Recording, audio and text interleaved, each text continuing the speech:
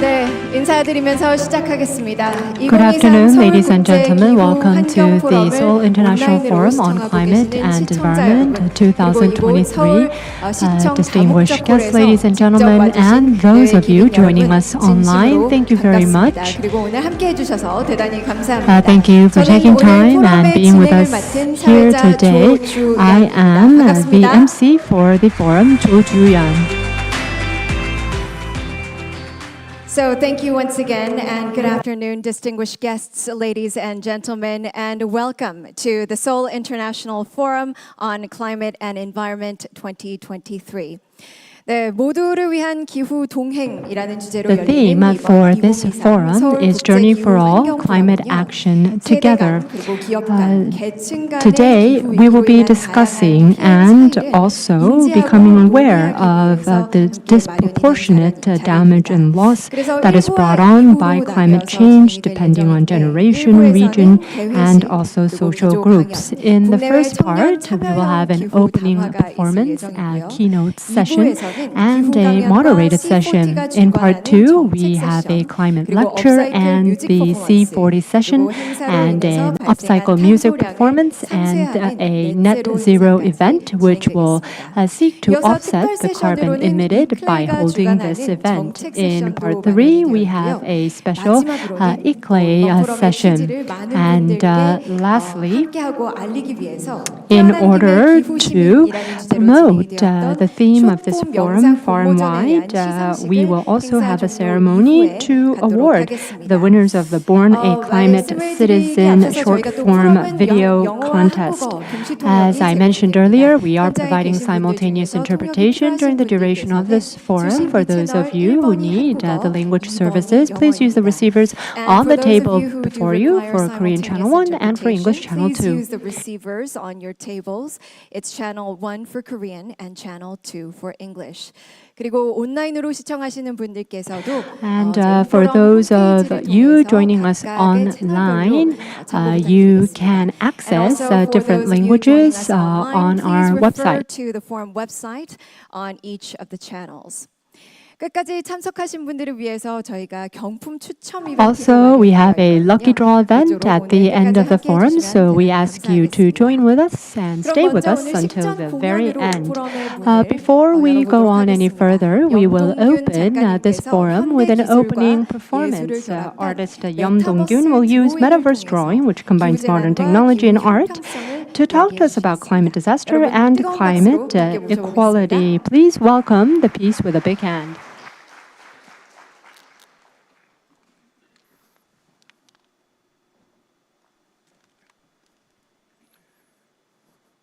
네, 여러분 반갑습니다. 저는 염동균 작가입니다. 인사드리겠습니다. Good afternoon, ladies and gentlemen. As introduced, I'm Yeom 자, Dong-gyun. 일단 오늘 공연 여러분들 처음 보실 겁니다. 왜냐면 I'm sure this is 잠시 후에 a 제 아바타가 스크린에 나올 performance 거고요. that you've never seen before because this is a performance that I do. 인트로 영상을 보시고 난 다음에 공연 You will 시작하겠습니다. notice an 잠시만 avatar 기다려주세요. of myself pop up on the screen if you can wait just a minute.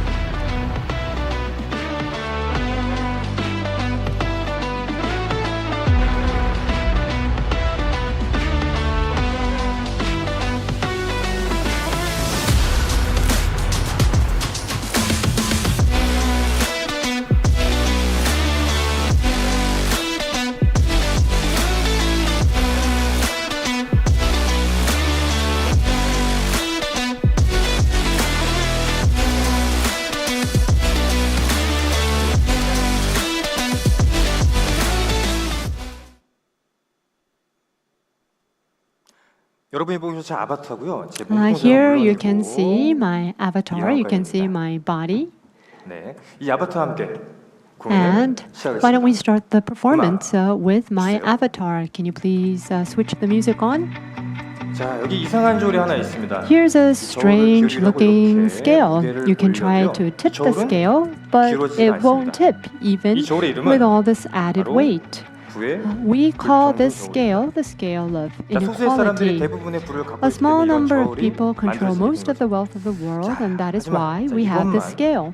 Now, let's 불평등할까요? think about this. Is this the only inequality we see in our world?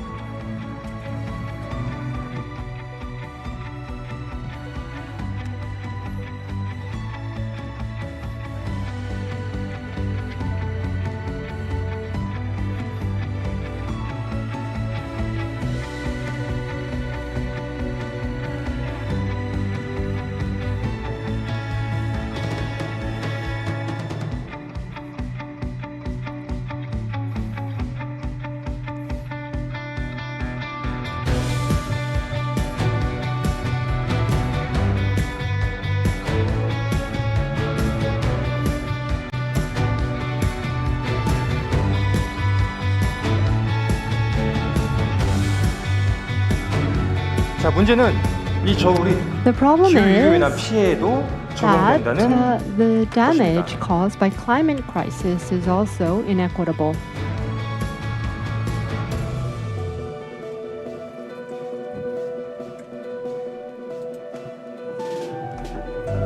자, 이러한 기후위기, 자, 누구로부터 발생했을까요? The cause of the current 여러분들이 climate 아시다시피 crisis 기후위기는요, as you 앞에 know, 보이는 이 탄소 is 배출로 인해서 brought 지구의 평균 on by the 기온이 increase in 상승하면서 average 발생합니다. temperature of the Earth due 소수의 to 선진국이 carbon emissions, 자, as you see 대부분의 here. 에너지를 A 독점하면서 small number of 폭발적인 developed 성장을 countries have 이루면서요. monopolized most of the energy 절반 and 이상의 have grown 탄소를 rapidly, 배출합니다. and they are emitting more than half of the carbon emitted in the world today.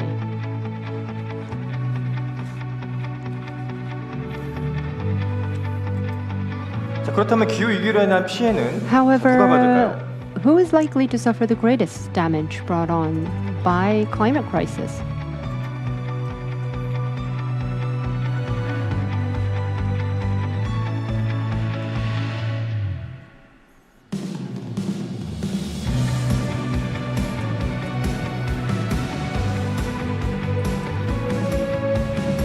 그것은 바로 취약계층, Well, 개발도상국의 people in 사람들입니다. vulnerable 탄소를 developing 배출하는 countries 사람 are 따로, suffering the 피해를 most. 받는 That's 사람 right. This 따로인 거죠. means that those who emitted less are more prone to sustaining the damage, so they are disproportionately affected.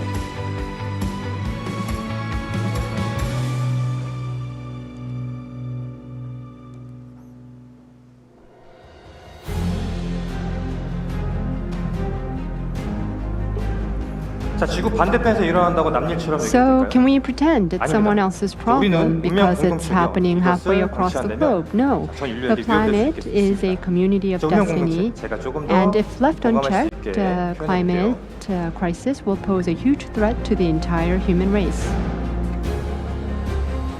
자, 지구의 기온이 올라가면요, 식물들이 자라날 Now, 수가 없게 let me 되죠. explain it to you in a 실제로 simple way 인도의 using 밀수확량은 food. When the 절반으로 temperature of the earth 줄어들고요. increases, as 자, you know, 밀을 plants 90% cannot grow. In fact, 수입하는 India 우리나라는 어떻게 has 될까요? seen its wheat 당연히 production halve. 인류와 And what 관련된 about 식품들의 Korea, 가격이 which 오르면서 imports 가격 문제가 99% of its 부담될 wheat? 겁니다. Of course, the price 이제 of these foods 대한민국을 related to 포함한 wheat will 선진국들은요, increase, 책임을 which will 지어야 burden 합니다. the household economies. Like in countries like Korea, now developed countries, including Korea, 자, must 그렇다면 take 이 responsibility. 책임을 위해 서울시는 어떤 노력을 기울이고 So, 있을까요? what kind of efforts is the city of Seoul making to fulfill its responsibilities? 자, 서울시는 기후 동행 카드를 발행했어요. Let's take a look at what they're doing. They're issuing 자, a 버스부터 climate companion card which you can use on public 지하철, transportation in Seoul, including buses, 그리고 다른 데까지 subways, 무제한으로 이용할 수가 and 있습니다. even bike 그렇게 sharing. 된다면 자동차로 인한 탄소 And 배출이 this will reduce 줄어들겠죠? carbon emissions coming from cars.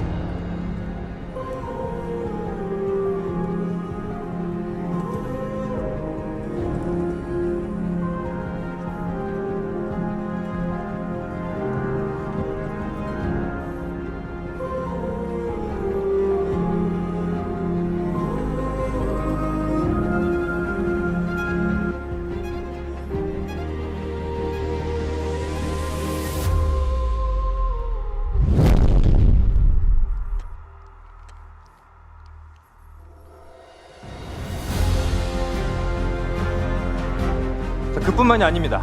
폭염, 한파, They also have 풍재로 various programs and facilities for the vulnerable who are affected by heat waves, cold waves, and wind and water disasters.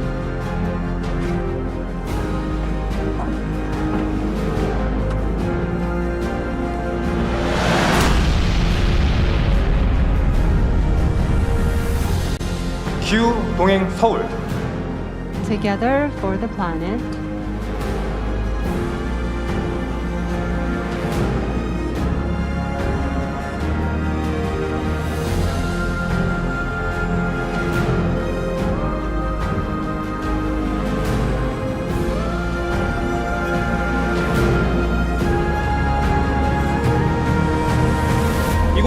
서울 국제 Welcome 기후 to 환경 the 포럼 오신 Seoul 여러분들을 International Forum on 환영합니다. Climate and Environment 2023.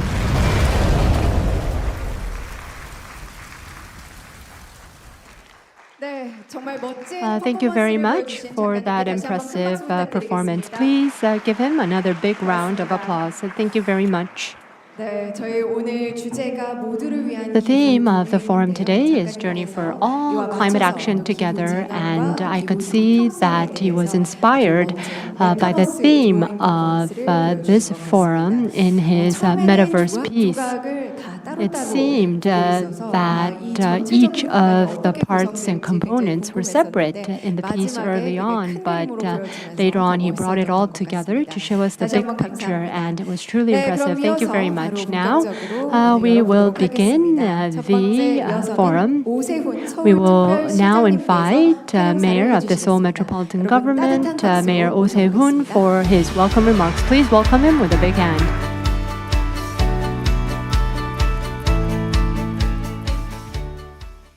네, 여러분 반갑습니다. 서울시장입니다. 근래 봤던 퍼포먼스 중에 제일 인상 깊은데요. 정말 흥미진진했죠? 어떻게 It was very interesting, wasn't it? So I think it was a great performance. It was very creative and very innovative. And you could see the metaverse performance that uses the 3D space. 창의적인 예술에는 So in terms of creative art, I believe that there are no limitations. 기후 변화를 대하는 우리들의 And I think in terms of addressing climate change, we should also be scientific and creative. 실효성 있는 And with this approach, I think we'll be able to come up with very viable and meaningful solutions. And with this, I would like to begin my welcoming remarks. So first of all, I would like to thank Professor Lee Jun-hee of Busan National University, who was one of the main authors of the IPCC sixth report. And he was actually in Rwanda for a meeting yesterday, and I heard that he just arrived in Seoul, Korea. So please welcome him with a warm round of applause. 정말 고맙습니다. So thank you very much. And I would also like to thank Ambassador of New Zealand, Her Excellency Elizabeth Bennett, and the Ambassador of Bangladesh, His Excellency Delwar Hussain, for their presence today. And furthermore, I would also like to thank the young leaders from home and abroad for serving as panelists today. 청년 여러분들 그리고 And we have young people joining us, as well as panelists and representatives from overseas cities and also the citizens of Seoul. I would like to thank everyone for joining us. As seen in the metaverse performance a little while ago, the climate crisis is approaching us in an increasingly frightening manner. 올해 2월에 In February of this year, New Zealand suffered a lot of damage from a cyclone. And in the summer in Bangladesh and Myanmar, floods caused major damages. And around the world, we see so many incidences where erratic climate cause cold waves, floods. And so we see unprecedented climate conditions and causing a lot of suffering. And I believe Seoul is no exception. So last year and this year, there were many rains and floods in Korea, and those suffering is still very vivid in our memory. So in this way, the climate crisis has become a globalized risk, and no place is safe from this danger anymore. And in addition, behind the climate crisis, there is the inequality of risk that exists. This is because the climate crisis has a greater impact on the socially disadvantaged, such as citizens of poor countries, citizens who have difficulty making a living, people with physical disabilities, as well as the elderly. The climate crisis would not be solved in the full sense without overcoming social, national, and even global inequality. And the beautiful earth is by no means the exclusive property of the older generation. It is something that the next generation and their children must also live on. Because we cannot pass on a planet in crisis to future generations, it is important to take climate action going beyond just slogans. 이 어렵고도 I 시급한 want to find the 과제에 answer to this difficult and urgent task, and the answer that we found is also the theme of the 2023 Seoul International Climate and Environment Forum, A Journey for All Togetherness. Together, we can create a paradigm for dealing with the climate crisis by changing the paradigm from despair to hope. Recently, many countries and cities have established policies to respond to the climate crisis, and we are implementing climate action together with citizens, making sure that no one is left behind during this process. And it is even more important that we all take this journey together. 취약계층의 손을 잡고 When we hold the hands of 무산이 those who are vulnerable 의미에서의 groups 위기대응이 and become an umbrella for future generations, and I believe that a true crisis 약자와의 response can be achieved. Currently, the city of Seoul places togetherness with socially neglected as its core value. All policies are implemented with this value in mind. Climate policy also embodies this value and focuses on climate partnership with the vulnerable. We operate facilities to protect the vulnerable from heat and cold while providing assistance with heating and cooling costs to those who are vulnerable. And we are also pursuing projects to improve energy efficiency in older homes. And the Climate Companion Card, which will be piloted starting next year, will also be a policy to achieve 3 targets at once in the areas of environment, transportation, and welfare, driving the use of eco-friendly public transportation while reducing the burden on the economically disadvantaged in the era of climate crisis. Also, the Seoul City government is making great efforts to use and provide new and renewable energy sources.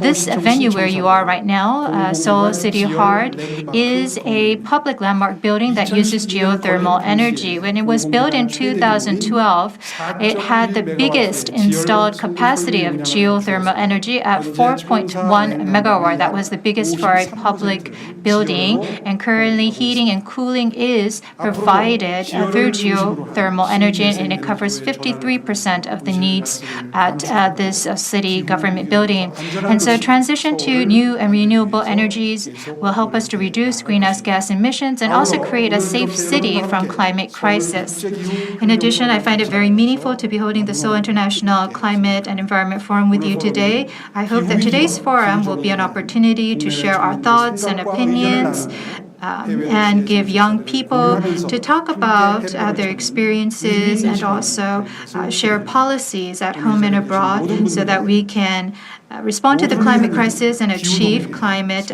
justice. We look forward to a meaningful meeting, and Seoul City will also join you on this climate journey. Thank you. 네, 오세훈 서울특별시장님께서 멋진 환영사로 문을 열어주셨습니다. Thank you very much, Mayor Oh. We will now invite Her Excellency Dawn Elizabeth Bennett, Ambassador of New Zealand to the Republic of Korea, for the congratulatory remarks. Will deliver her congratulatory remarks. Please welcome her with a warm round of applause.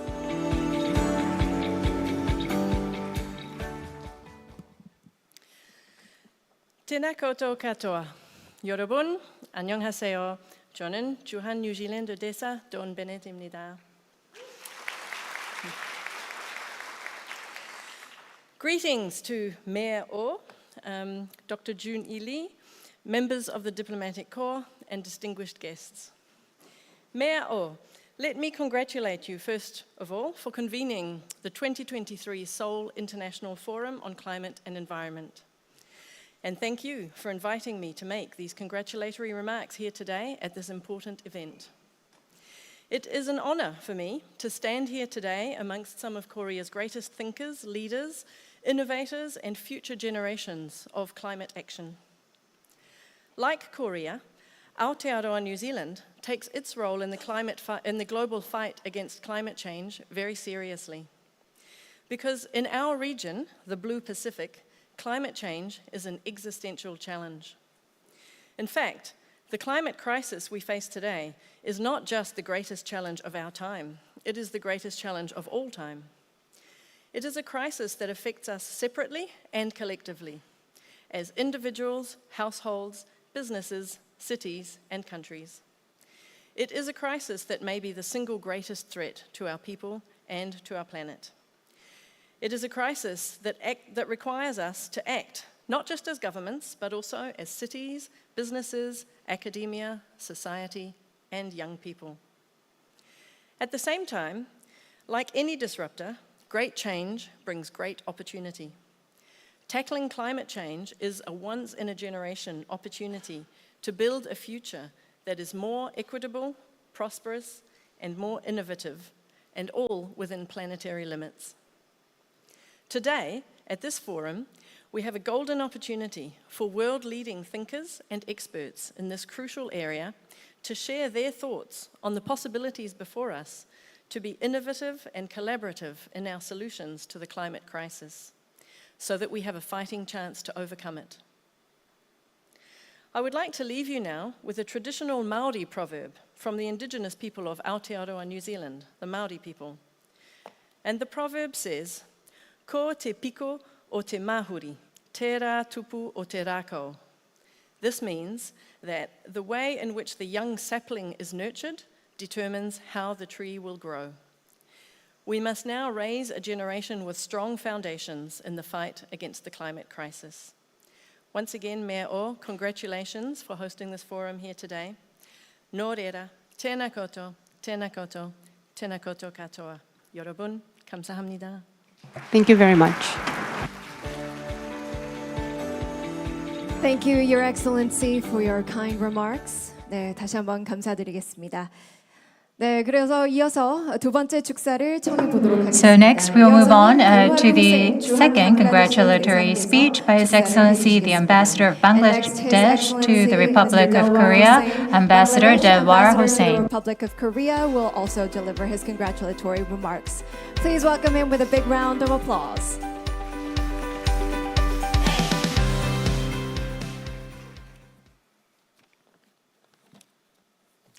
Honorable Mayor of Seoul Metropolitan Government, His Excellency Mr. Oh Si-hwan. My fellow Ambassador, Ambassador of New Zealand, distinguished experts, and the young experts, activists, and advocacy group, Excellencies, ladies and gentlemen, Annyeong Hashimnika, good afternoon. I'd like to take this opportunity to express my heartiest congratulations and deep appreciation to the Seoul Metropolitan Government for successfully hosting this high-profile event, the 2023 Seoul International Forum on Climate and Environment. It is my privilege and honor to attend and speak at this august platform that brings together reputed international experts, policymakers, representatives from different cities, and after all, young generation from every corner of the world. I am thankful to the organizers for granting me such an opportunity. Distinguished audience, climate change is a global emergency. Worldwide impacts are already visible. In the recent years, we have witnessed unprecedentedly adverse weather conditions in many parts of the world. Accelerated global warming and erratic climate condition is likely to entail a widespread, irreversible negative impact on our planet's overall ecological system. Such a situation may render the survival of the mankind and other living beings highly difficult. We must therefore waste no time to foster deeper international cooperation and strong solidarity for the meaningful solution and burden sharing. It is a common but differentiated responsibility based on abilities and pollution level to shape our shared destiny. Everyone must sincerely play his own part in the mitigation and adaptation efforts. We look forward to full and expeditious implementation of all commitments and decisions of of COP27. It is essential to ensure the access of vulnerable nations to advanced technology and funds for adaptation and mitigation activities. Excellencies, distinguished guests, Bangladesh is one of the most climate vulnerable countries in the world, despite being one of the least per capita carbon emitter. Climate change has emerged as one of the biggest threats to our existence and economic prosperity. Recognizing the urgency of the issue, Bangladesh has undertaken a series of initiatives and action plans to tackle climate change challenges. Bangladesh remains committed to protecting and preserving the environment and biodiversity, as well as to pursuing a sustainable and climate-focused development pathway through green initiatives. We are implementing the Bangladesh Delta Plan 2100. It is a comprehensive long-term plan to achieve a safe, resilient, and prosperous Bangladesh. We have established a national climate finance mechanism called Climate Change Trust Fund with our own resources back in 2009 to support adaptation and resilience projects in the vulnerable areas of the country. We are also working for a more sustainable energy mix. In this regard, we have set a target of covering 40% of our energy demand in 2040 from renewable sources. At the moment, we are providing electricity to over 20 million people through solar home system. Bangladesh has also undertaken Mujib Climate Prosperity Plan, a strategic framework to mobilize financing for implementing climate resilience initiatives. We are also sharing best practices and adaptation knowledge to other countries in the region through a recently established Dhaka-based entity called the Global Center on Adaptation for South Asia. Bangladesh is committed to progressively increase its national initiatives and also continue working with other international partners to adequately address the global changes.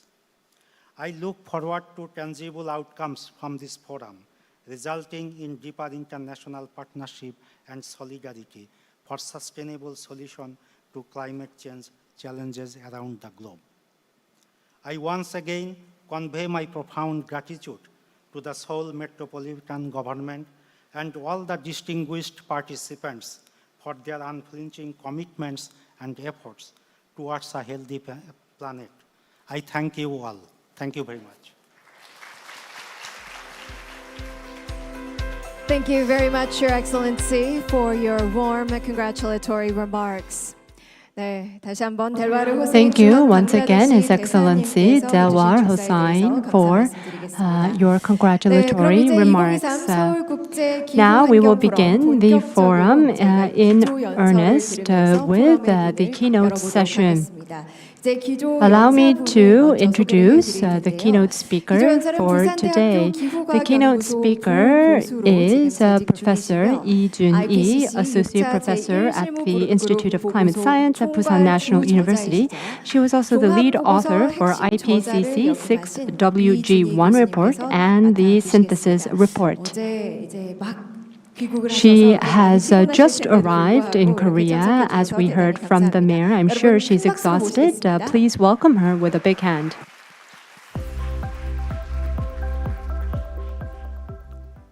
모두를 위한 여정 기후 동행 정말 아름다운 Journey for all, climate action together. I think this is a beautiful theme.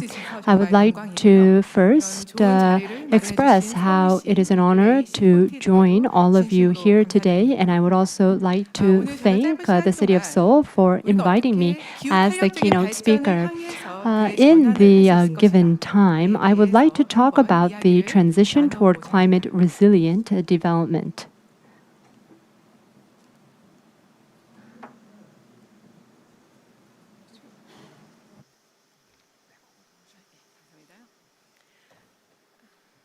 이제 어디 가도 이 기후 위기를 Wherever you go these days, when you talk about the climate crisis, a lot of people know what this is and they understand what you're talking about.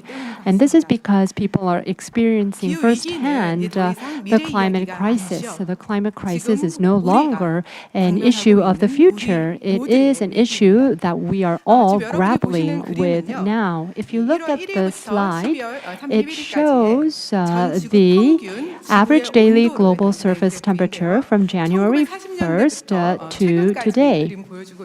And you can see the trend from the 1940s. And the red lines indicate the years after the 2000s. So you can see that the average daily global surface temperature is rising. And in fact, 2016 was one of the hottest years on record, but this year, 2023, is likely to become the hottest year on record. From May to September, you can see that the temperature was far higher than the existing records.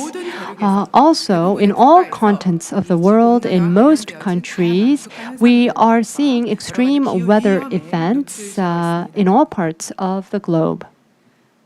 지금 보여드리는 건 아주 작은 So this is a very small sample of what sort of extreme weather is becoming more frequent and stronger. You can see drought, heat waves, extreme storms, heavy precipitation, and wildfires.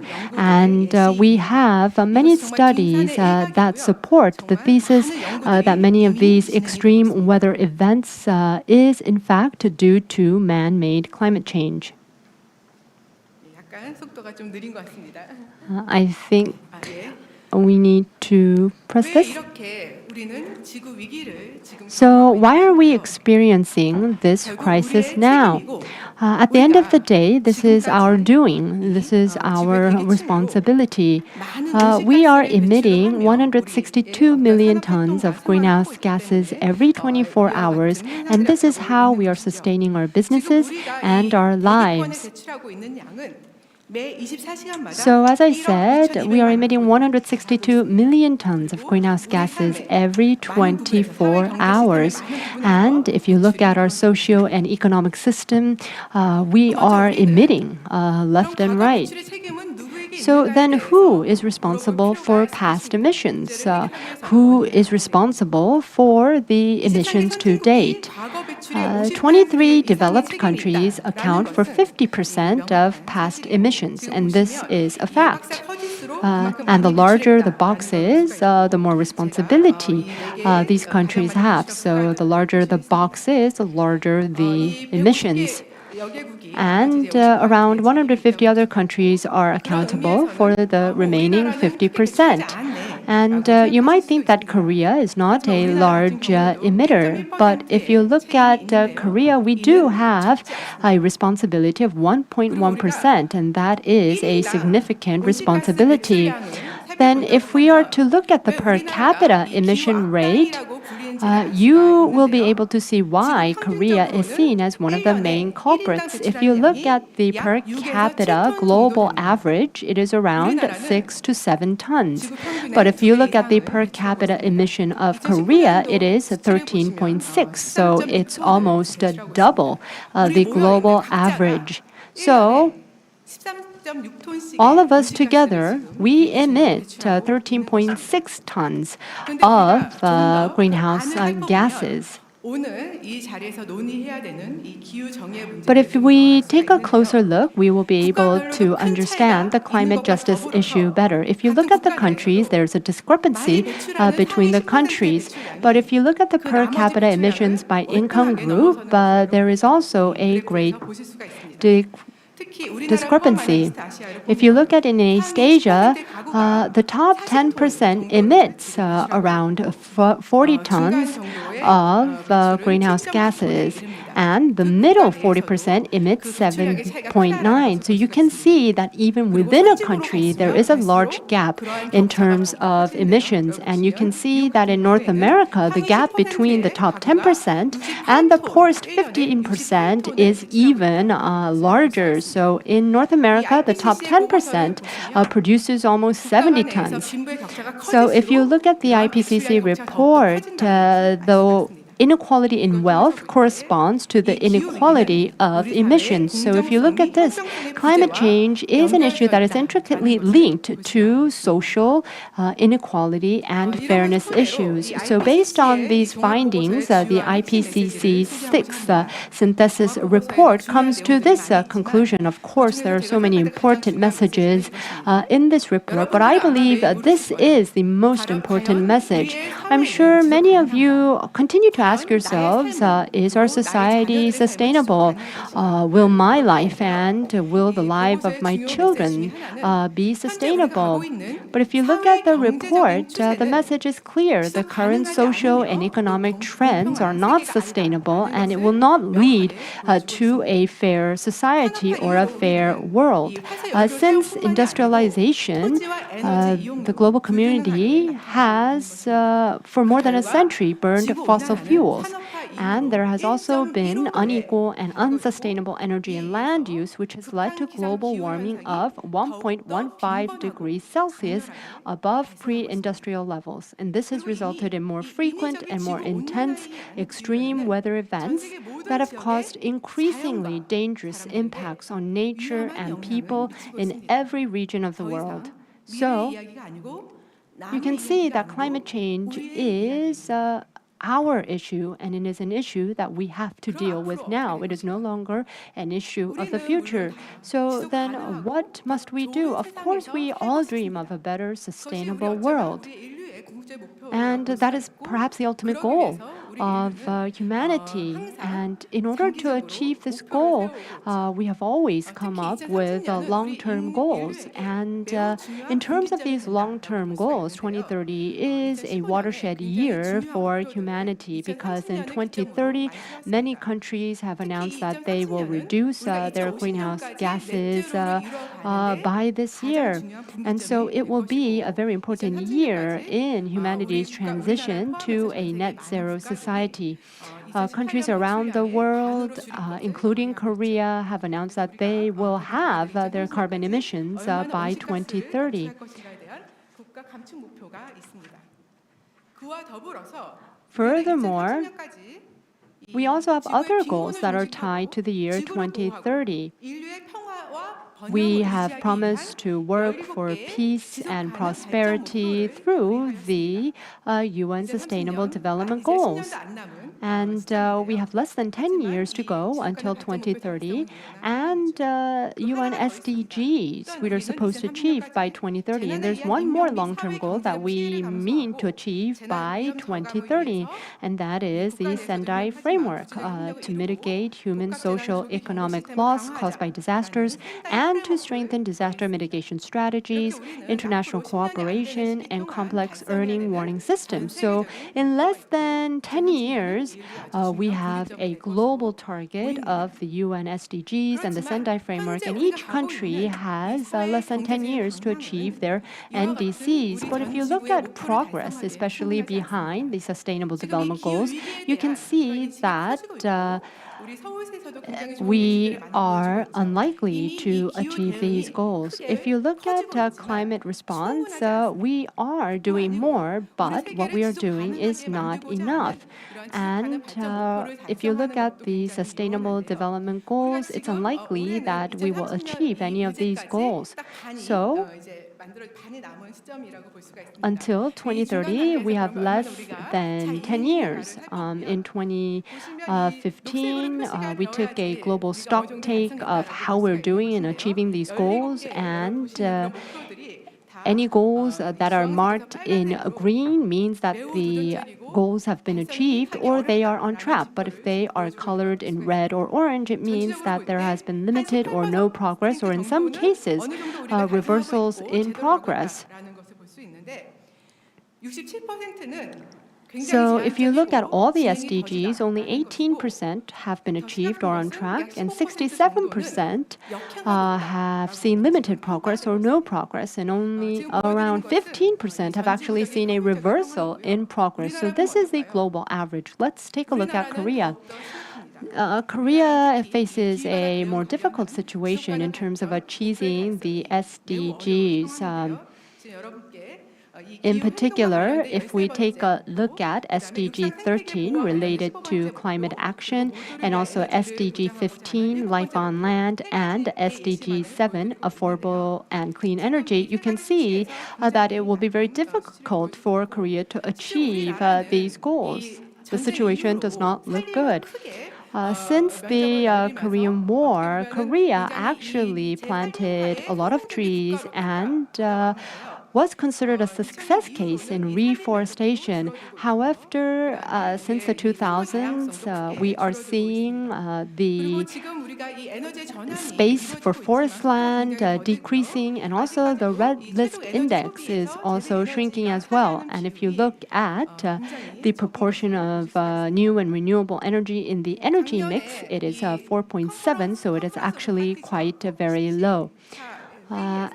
At COP27, the CCPI 2023 ranking was announced, and if you look at the Climate Change Response Index, Korea ranks very low. In December, in Dubai, the COP meeting will be held again. And I'm not sure if Korea will have a better ranking this year. But if you look at last year, Korea was not doing very well. It was 56th in terms of greenhouse gas reductions, 51st in renewable energy, 60th in energy consumption, and 50th in climate policies. As I mentioned earlier, the global Earth temperature has risen by 1.15 degrees Celsius already. So we are not far from reaching 1.5 degrees Celsius, which is considered the threshold. As mentioned, I was an author of the IPCC AR6 WG1 report, and we are currently preparing the 7th report. And we are seeing more red lights, more scientific red lights as the reports are coming out. But you can see that the global temperature continues to rise. So there is skepticism and pessimism about whether we really need these reports, because these reports keep coming out and the temperatures keep going up. And with global warming, you can see that we are seeing more diverse damages and losses. And the impact is becoming even more broader as time goes by. So physically, we are seeing more floods and heat waves and different phenomena that result from this. But aside from these physical situations, the global warming is impacting water availability and food production, health and welfare, also urban infrastructure and biodiversity and ecosystems. So if global warming continues, these damages will become more sustained and more widespread. So here is the second key message that I would like to introduce you to. So it says the pace and scale of work done so far and current policies are not sufficient to address climate change. So it means that our efforts are insufficient at this point. So we are already facing this challenge, and there is going to be much more greater risk in the future, but we are not ready to respond to this. We are not prepared. But for some ecosystems and regions, they have already reached the limits of their adaptive capacity. Our efforts to reduce greenhouse gas emissions are not sufficient, and we have to adapt to this greater risk. But I believe that this is a very alarming message for us in that we have reached the limits of our adaptive capacity. So we have to make efforts to mitigate, but also we have to make efforts to adapt as well. So here you can see this was a chapter that I oversaw in the IPCC report and the results. So we talked about 1.5 degrees, and people don't really realize how big that is in terms of its threat. People think, oh, it's just about a 1 degree increase. But here, if you look on this slide, you can see 1.4 degrees, 1.7 degrees, and then you can see 4.7 degrees. And in 2100, you can see the temperature increase in the different regions, and you can see that the impact or the risk is severe. So if we continue on with this trend, in 2100, we expect that temperature rises will be 3 degrees. So look at the temperature of North Pole. You can see that it's about 8 to 10 degrees. And in Korea, the average temperature in Korea will be twice that of the global average. And you can see by region, the temperature continues to go up. And these, you can see that countries who actually emitted less carbon dioxide actually are more vulnerable and are much more disproportionately affected. But I believe that the window of opportunity is still open. Mainstreaming effective and equitable climate action now can reduce loss and damage to nature and humanity. Climate action has co-benefits with other goals, and it should take priority. But right now, we don't. Climate action is actually not our priority. Economic development is our priority. But if we want to resolve the challenges that we face, we need to have an effective and equitable climate action in place. And once again, this response to climate challenge actually is different from other goals because it creates co-benefits. We're not just reducing greenhouse gas emissions, but we're making our society much more healthier. We're making our ecosystems more healthier, and we're able to actually expand and grow biodiversity. And what is more important, I believe, is that if we are able to reduce greenhouse gas emissions and adapt to the climate change, we have to come up with viable and effective options. For the past 30 years, it's not that we didn't have any options. We failed to respond, but it's not because we didn't have options. We just didn't respond. And so if you look at this report, we look at all these different sectors and show that there are viable options to reduce greenhouse gas emissions. And by 2030, every sector can at least have emissions by 2030. And there are options available. And these options, in order to be feasible and in order to be implemented, we need to have a transition in terms of the process.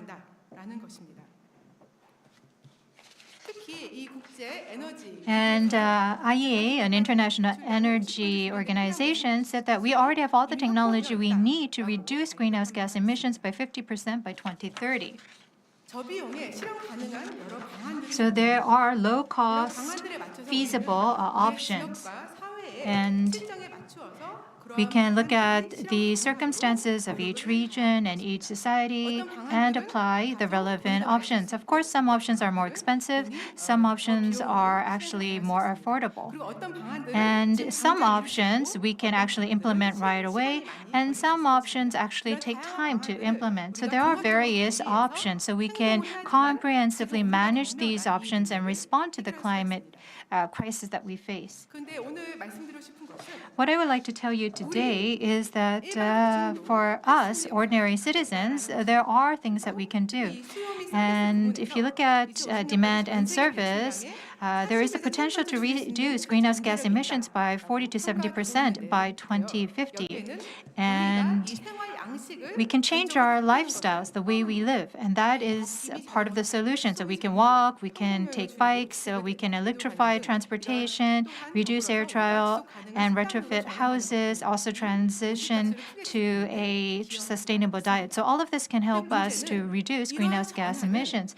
But this sort of transition isn't something that we can do alone. We need to have social infrastructures in place, and we need to have support so that we have sufficient infrastructures in place so that individuals can actually choose to offer these type of sustainable solutions.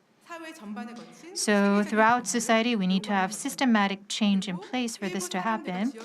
And for some people and for some regions, we need to provide additional housing, energy, and resources for their welfare. 그래서 오늘 이제 드리고 싶은 이 말씀을 이제 And now, because of time constraints, I will not go into detail about the different options, but I'm just giving you a high-level overview. But what is important is that climate resilient development is very important. We need to make the transition to the climate resilient development. Climate resilient development is very complicated. There are many different elements. So first of all, we need to reduce climate risk, and also we need to have mitigations and reduce greenhouse gas emissions. At the same time, we need to preserve and increase biodiversity, and at the same time, we have to work to achieve the UN SDGs. So all of this needs to come together in order to achieve climate resilient development. 함께 들어있는 것입니다. 이미 우리는 지난 30년 동안 So for the past 30 years, we have learned about this problem and we have made global efforts. 이 대응이 이루어지지 But our response has been 더 높은 기후 탄력을 insufficient. 위해서 우리가 And for climate resilient development, we have actually missed out on opportunities. But as I mentioned before, we still have opportunities left, and we can still limit temperature increase below 1.5 degrees. And I believe that there are still opportunities. 함께 기후 탄력적 발전으로 나아간다면 If we want to move into the direction of developing climate resilient development, we can actually 생태계 건강을 회복하고 increase welfare, reduce poverty, restore the health of the ecosystem, realize equity and justice, and also reduce global warming and reduce climate risk. But if we continue on with this path, then the vulnerability in our society will go up, poverty will go up, ecosystem will be impacted, there will be inequality and unfairness, and at the same time, there will be climate warming and climate crisis, and we will have a higher price. 대응하는 대응의 금액 There will be a higher price to respond to this climate crisis. 그러한 손실과 손해의 비용이 더욱더 커지고 So the loss will be much higher. 그 비용은 더욱 And the cost of responding to climate crisis will go up if we do not act quickly. And the more we procrastinate, the options will go down and the cost will become higher. 문제뿐만이 아니고 And so not only just climate, but what we find is that there will be loss of ecosystem functioning, there are habitat loss, extinction risk, and there are many different risks. And these risks are complex and these risks are interlinked. 문제를 같이 해결하면서 다른 것을 So if we are able, 이 세 개를 다 해결할 so if we do not address one area 수라고 볼 수가 있습니다. together with other areas, we will not be able to come up with a viable solution. So it is very important that we respond now, and that will help us to reduce the damage as well as reduce the cost.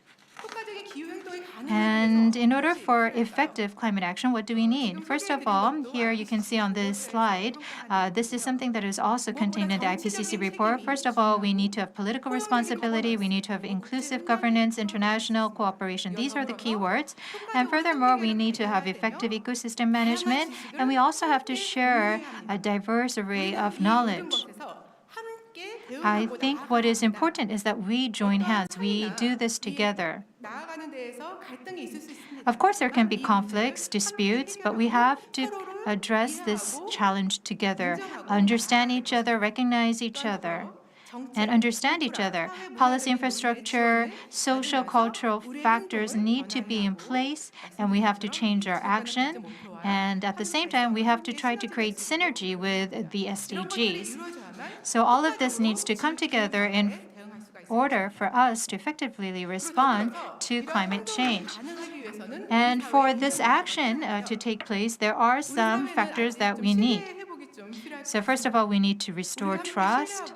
We have to trust each other, work closely together. We have to understand the differences and recognize the differences and acknowledge the differences. And at the same time, we have to share the benefits and burden. Then we can actually address climate change and social issues together. And so in that aspect, I believe that fairness is very important. 앞서 말씀드린 것처럼 As I mentioned before, the top 10% of households with the highest per capita emissions contributed 35 to 45% of global consumption-based household greenhouse gas emissions, while the bottom 50% contributed to 13 to 15%. And also, around the world, many people are exposed to severe food and water shortages. The poorest countries in Africa, Asia, Central and South America, small islands, and parts of the Arctic are most disproportionately affected. And also Korea is included in this. But people living in highly vulnerable areas are up to 15 times more likely to die from floods, droughts, and storms. And so I believe fairness, climate justice, and inclusion, and sharing diverse knowledges and values is very important in supporting a more sustainable, socially acceptable change. And so in that aspect, I believe that our forum today will contribute greatly to creating the changes needed in society. And I hope that everyone here today will join hands to bring about changes in our society. And I think this is the last part of my presentation. And so for all of us, these are 10 effective ways for us to reduce carbon emissions in our daily lives. The number one is not using our cars. We can reduce greenhouse gas emissions by 2 tons. And I'm sure that in order to attend the conference, some people took airplanes, and I'm sure they were also thinking about this issue as well. But reducing flights or air travel also helps to reduce our carbon print. And I guess one option we can use is online meeting. Also changing to a vegan diet, reducing heating and cooling. All of this can help to reduce carbon footprint. So up until now, I talked about how our society can realize carbon resilient development as we move forward. I hope that everyone joining us today will join us on this endeavor. And with this, I would like to conclude my keynote lecture. 다시 Thank you. 한번 큰 박수 부탁드리겠습니다. Thank you very much. Another 교수님께서는 big hand 저 for 무대 Professor 다음에 Lee 바로 사진 Junyi. I would like to 촬영을 ask 위해서 the 드리겠습니다. professor to 바로 remain 이어서 on the 저희 stage 기념사진 촬영을 for 하도록 the 하겠습니다. commemorative 오세훈 photo. 서울시장님, I'd like to 던 베넷 invite 주한 뉴질랜드 Mayor Oh 대화를 Se-hoon, 호세인 Her 주한 Excellency 방글라데시 Dawn 대사님, Elizabeth Bennett, 이준희 His Excellency 교수님과 Delwar 그리고 Hossain, 교류담화에 참여하시는 Professor 국내외 Lee, and 청년분들과 also 줄리안 the moderator and 핑카르트님 speakers 무대로 of the 모시겠습니다. moderated session to the stage 네, 무대 for 위에서 함께 a 해주시면 photo. 감사하겠습니다. Please join us up on stage for a group photo. 네, 2번 촬영하도록 하겠습니다. 첫 번째는 정자세로 해주시고요. 그 다음에는 성공적인 포럼을 위해서 화이팅도 부탁드리겠습니다. So first of all, so please watch all of the cameras in front of you, and please, we ask for your big smiles. And then afterwards, we ask that you give us the Korean traditional style fighting for a successful forum. 네, 먼저 정자세로 촬영하도록 하겠습니다. 앞에 카메라 봐주시고요. 활짝 웃어주시면 감사하겠습니다. 네, 사진 촬영이 다 됐을까요? 네, 그러면 이제 화이팅 한번 부탁드려도 될까요? And now the traditional fighting pose to wish for a successful forum for this 2023 Seoul International Forum on Climate and Environment. 네, 화이팅 제가 하나 둘 셋 하겠습니다. 하나, 둘, 셋, 화이팅! 네, 감사합니다. 박수 부탁드리겠습니다. 네, 자리로 모시도록 하겠습니다. 고맙습니다. Thank you very much for joining us for the group photo. 네, 함께 해주셔서 대단히 감사합니다. 네, 저희가 이제 바로 이어서는 Thank you very 그 다음 much. 세션 전에 잠시 무대 Before 정리를 하도록 the next 하겠습니다. session, 오늘 포럼의 we will 온라인과 be clearing the 오프라인으로 stage 많은 for the 분들께서 next 또 함께 해주고 session. 계시는데요. As you know, 올해 we are 포럼의 joined by 주제는 guests 저희가 here and 말씀드렸듯이 also 모두를 online. 위한 The 여정, theme of the forum 기후 this year, as 동행입니다. was mentioned, 최근 우리 is Journey 사회에서 for 점점 All, Climate 심화되고 Action 있는 Together. 많은 문제들, In our 그리고 기후 society, 형평성에 we are 대한 faced with a lot of 심도 깊은 inequality 논의가 issues, 진행될 and 예정인데요. thus 국내외 we are 전문가분들 expected to 간의 hold an 강연, 그리고 in-depth 토론을 discussion 통해서 on climate 이루어질 inequality. 예정입니다. Through the 끝까지 discussions 함께 today, 해주시면 I'm sure that we 감사드리겠습니다. will get a 올라온 lot 행사가 of 종료되는 food for 시점에는 thought. 저희가 And 아까도 말씀을 as I 드렸었죠. mentioned earlier, at the 등록 end 데스크에서 of the 안내를 또 forum, 드렸을 텐데 and 현장에 as 남아 계신 you were 분들을 probably 대상으로 저희가 guided 경품 when 추첨 you 이벤트가 registered at the 있습니다. event 하지만 today, 현장에 we will have 계셔야만 a lucky 저희가 draw. 경품을 드릴 수 있기 And 때문에 please 자리를 be 끝까지 reminded 지켜주시면 that you 대단히 must be here 감사하겠습니다. physically present 이어서는 to be 저희가 able 또 to 굉장히 claim your 많은 prize. 분들께서 기다리고 And I believe 기대하시는 that 프로그램일 this 것 같아요. next 기부 part 담화 세션을 is 진행을 being 해보겠습니다. 무대 anticipated 정리를 하고 by 나서 바로 many 이어서 of our 진행해 볼 테니 participants. 잠시만 We will 기다려주시면 soon 감사하겠습니다. begin the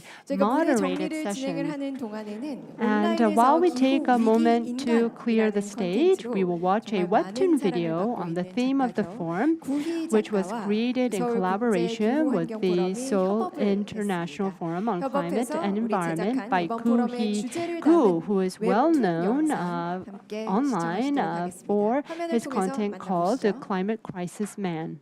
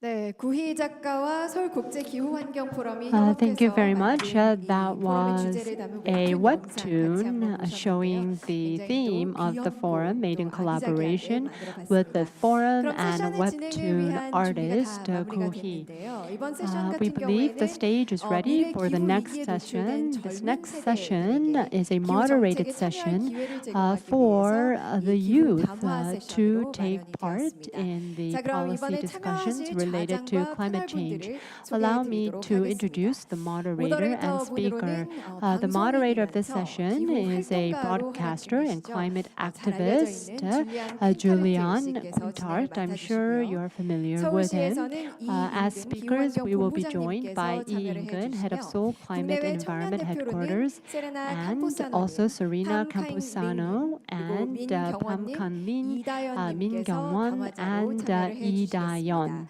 지금 다 미리 준비가 되어 있으신데요. I believe they are 여러분 all 큰 박수로 seated. 모셔보도록 Please 하겠습니다. welcome our panelists with a big hand. Bonjour, 여러분 안녕하세요. Hello, nice to meet you. 저는 벨기에에서 온 Hello, I'm from 반갑습니다. Belgium. I'm Julian Quintard. 네. Hello and welcome. 오늘은 이렇게 모두를 위한 여정 기후 So the 동행이라는 theme 말 of 정말 this 너무나 forum 좋은 is 것 Journey 같아요. for All, 오늘 정말 Climate 우리 Action 동행 함께하기 Together. 위해서 저희 오늘 이 기후 And to 담화를 join in 준비했는데요. on the 사실은 endeavor, we 오늘의 have 행사가 prepared 특히 this 담화가 moderated 뜻깊은 이유는 바로 session. And I 미래 believe 세대와 this 그리고 session 이건 is 같이 한 most 자리에서 significant 서로 이야기하고 because it 그리고 brings 오늘 together 저희 the 미래 youth 세대들이 and 제안하는 그런 여러 also 가지 아니라거나 이야기를 the 기반으로 또 서울시와의 established organizations for a round of discussions to talk about the way forward. So I think that this is an especially significant and important session. I'm not the main character for this event. Actually, our speakers are going to take center stage, so I would like to give our speakers an opportunity to introduce themselves. 네, 안녕하세요. 저는 K-pop 포플레인 Good 캠페이너이자 afternoon, ladies and 독도 gentlemen. 외국어대학교에서 I'm a 유학하고 campaigner 있는 for 대학생 K-pop 이다연이라고 for 합니다. Planet. K-pop K-pop for Planet is a platform that unites K-pop enthusiasts worldwide in pursuit of climate change awareness. And we provide our voice to the industry and businesses. This sounds interesting. We will ask her to elaborate a little later. Next, Pam Kanlin. Good afternoon, ladies and gentlemen. I am currently a women's study major at the graduate school of Ewha Women's University. I am from Vietnam. Later, I will talk a little bit more in depth about my area of research. Next, Min Kyung-won. Good afternoon, ladies and gentlemen. I am currently majoring in business administration under the Department of International Studies at Gangwon Universities. I am representing the youth generation in this forum, so I hope to engage in lively discussion. Good afternoon. My name is Serena. I have a Bachelor in Asian Studies and Culture, and now I'm currently a master's student at Soga University for International Relations. Really nice to meet you, everyone. 네, 반갑습니다. 박수 부탁드리겠습니다. 그리고 이인근 저희 기후환경 본부장님께서 인사 한번 부탁드리겠습니다. 좀 전에 축사 인사 말씀에 오세훈 시장을 모시고 서울시의 기후변화 정책을 총괄하고 있는 이인근 the head of Seoul Climate and Environment Headquarters, I join Mayor Oh Se-hoon in combating climate change in the city of Seoul. Sitting here, I realize that I'm not young, so I'm not part of the youth group. So perhaps I should have had somebody else join you on stage, but I will do my best. No worries. I'm not sure I constitute as someone that can be categorized as a youth. So I think that what's important is that we are having an intergenerational dialogue. So I would now like to ask our speakers to elaborate on their activities and what they are doing in terms of combating climate change. 네, 사실 K-pop 팬이랑 기후 운동이라고 K-pop and climate action seems unrelated, and they seem like two irrelevant topics. And I wanted to do away with this sort of stereotype. K-pop enthusiasts around the world have been interested in climate change issues even before K-pop for Planets. K-pop enthusiasts use a lot of SNS, and so they share a lot of information regarding K-pop, but also about social issues, and they make sure their voice is heard. For instance, the BTS fan group, the ARMY, was very successful in raising a huge amount of money for the Black Lives Matter, and also when there was a climate disaster like flooding in Indonesia, they came together and were able to garner a lot of support and raise a lot of money for recovery efforts. So I thought that it would be a good idea to be able to create a platform for all these voices, not only for the K-pop industry, but also to change the future for the better. So one of the things that I research and I'm interested in is eco-gender gap. And so what it says is that women compared to men actually consume or have more interest in environment-friendly products. And so this is something I'm researching, eco-gender gap. And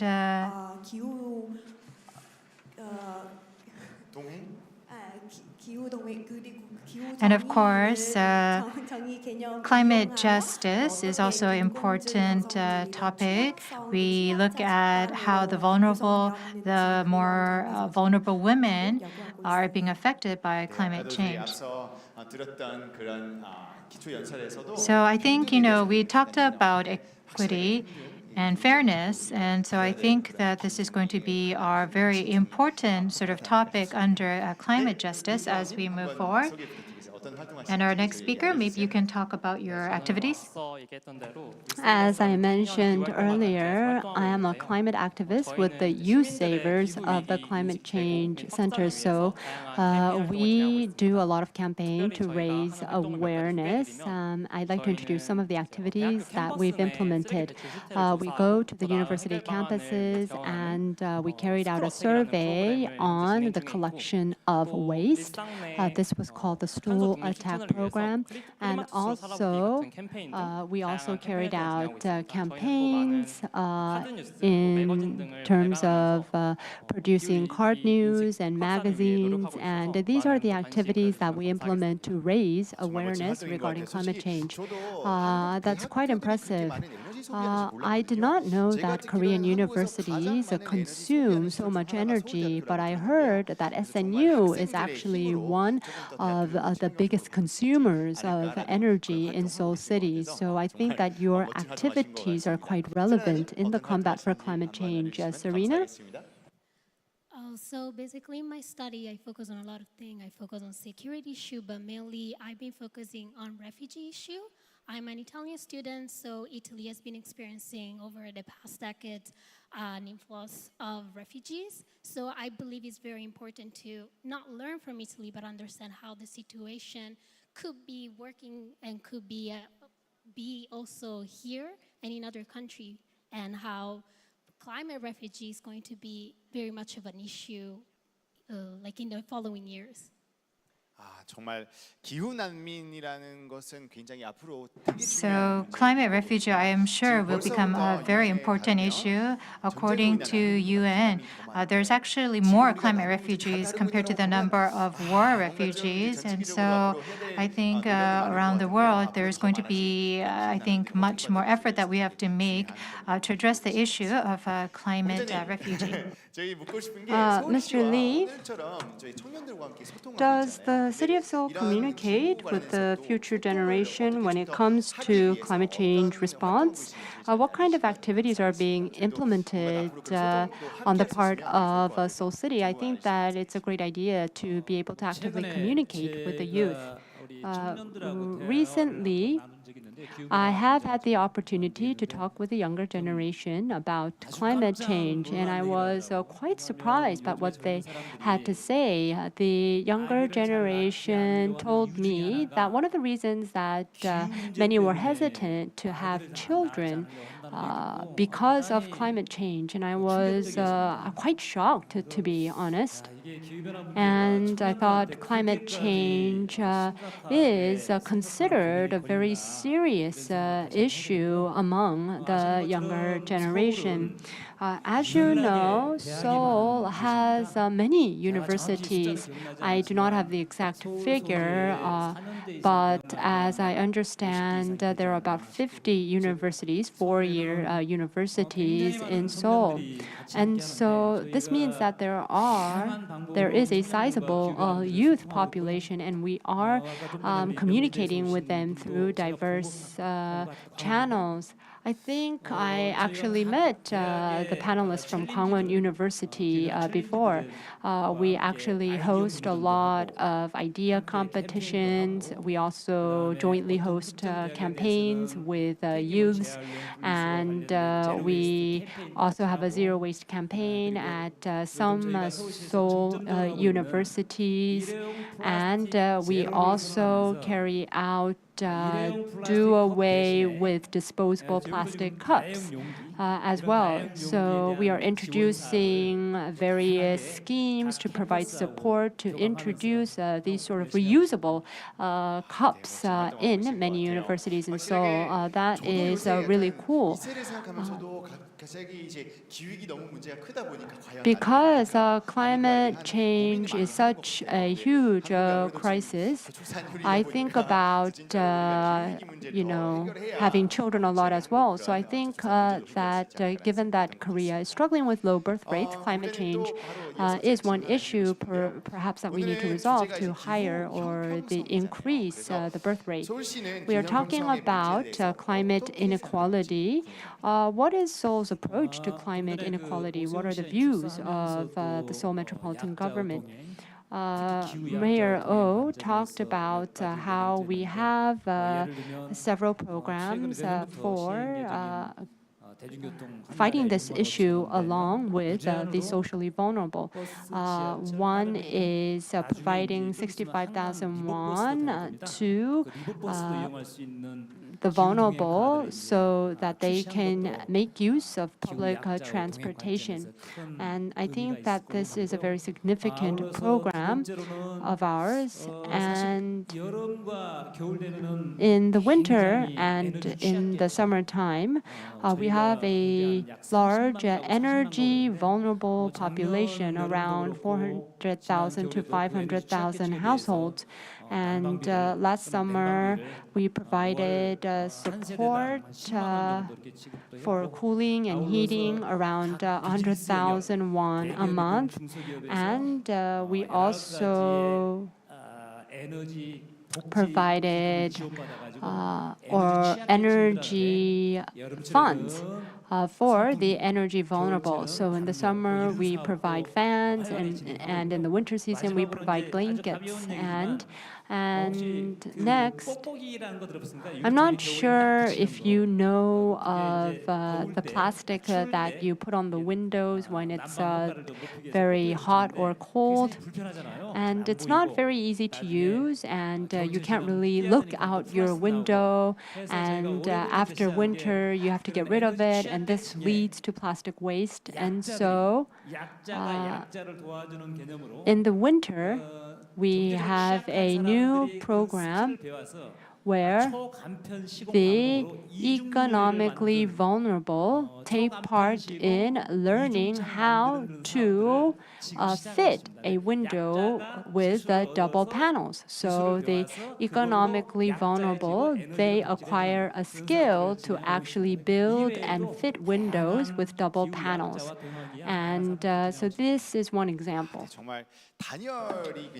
So insulation, of course, is a very important issue because, the utility fees that you pay every month is not small, and it keeps continuing to increase. And I think Professor Lee also mentioned this in her keynote speech, but retrofitting, I think, houses is very important. So if the vulnerable can actually learn the skills themselves, I think it will have a synergy. And now I have a question for Serena and also Kyungwon. So in order to realize climate justice, what do we need? And with regard to climate change or climate justice, what do you feel is the most important challenge? So I believe one of the most important factors is for the government to realize how disproportionate is the impact toward different group of people. And by understanding which group are the most affected or the most discriminated, we need to tackle them first.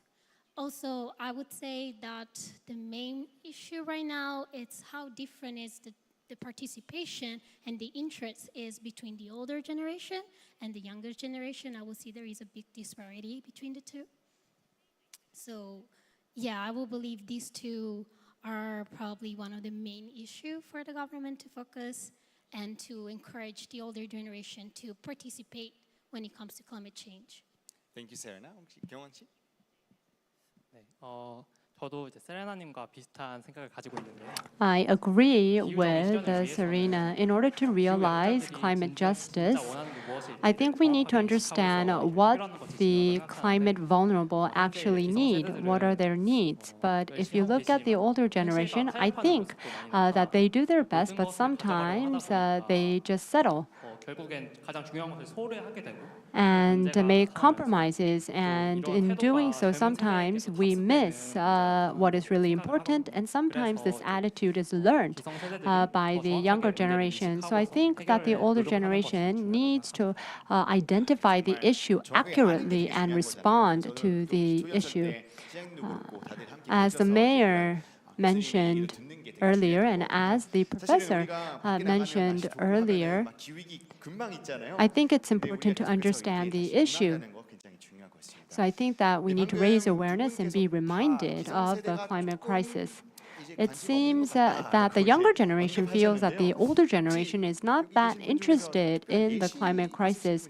Do you have a specific example? With the K-pop Planet campaigner, we have been expressing our voices to government institutions. And because there is a large fan base, it feels that the government institutions are responding to our voices, but they are not sincere. We had a campaign for the large conglomerates, and we worked together with Indonesian fans. We asked them or demanded that they actually end their contract with oil-based power plants. And this was a campaign that we carried out with Hyundai Motors in Indonesia. They responded to our voices, but we did not feel that their response was sincere. And then we had another campaign on the east coast of Korea. There was a new construction site located on the east coast of Korea, and together we demanded that this project be halted because of the environmental damage, but we have not heard from them, and I believe that the construction project is still underway. So we make demands and we express our voices, but sometimes of course, it won't be easy on their part to come up with a quick solution, but I guess if their responses are late, it seems that we are not on the same page when it comes to the urgency felt by climate change. So we're going to take a break. Everyone got a bracelet, right? Can you raise your hand and show us your bracelet? There's a QR code on your bracelet. So using your phones, if you scan the QR code, you'll be able to get access to our website. So who has played a balance game? Everyone? I think if you live in Korea, I'm sure everyone knows a balance game and MBTI. So it's a society where knowledge of MBTI and balance game is a must. So if you go into our website, we're going to share our thoughts. So the first question is, and also our panelists, if you can maybe just raise your hand. And so if you are for number one, raise your hand. And if you are for number two, just don't raise your hand. So for the children of our future, what do you want to pass on? Number one is clean, safe water. And number two is clean and fresh air. So I'm going to time you. 3, 2, 1. So for our panelists, if you agree with number one, raise your hand. Oh, only Kyungwon is for number one. So I think you were kind of thinking about what to do. So we have clean, safe water and clean and fresh water. So Kyungnim, can you tell us why you were sort of hesitant to raise your hand? So I'm quite ambitious. So I want to actually give both clean and safe water and clean and fresh air as well. Yes, of course. We cannot live without clean and safe water and air. So yes, it was hard to choose. So you can see that the answer is about 50-50 almost, very similar in terms of the responses. Number two is, I think everyone understands what they have to do. So which climate action can I carry out throughout my life? Number one is use public transportation. Number two is not use disposable plastic. So when we say not use, it means really not use.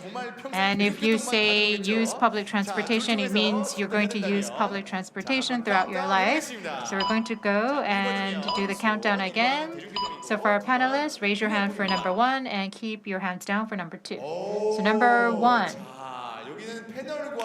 Oh, so you can see that our panelists and our audience, there's a little bit of a gap in terms of the answer.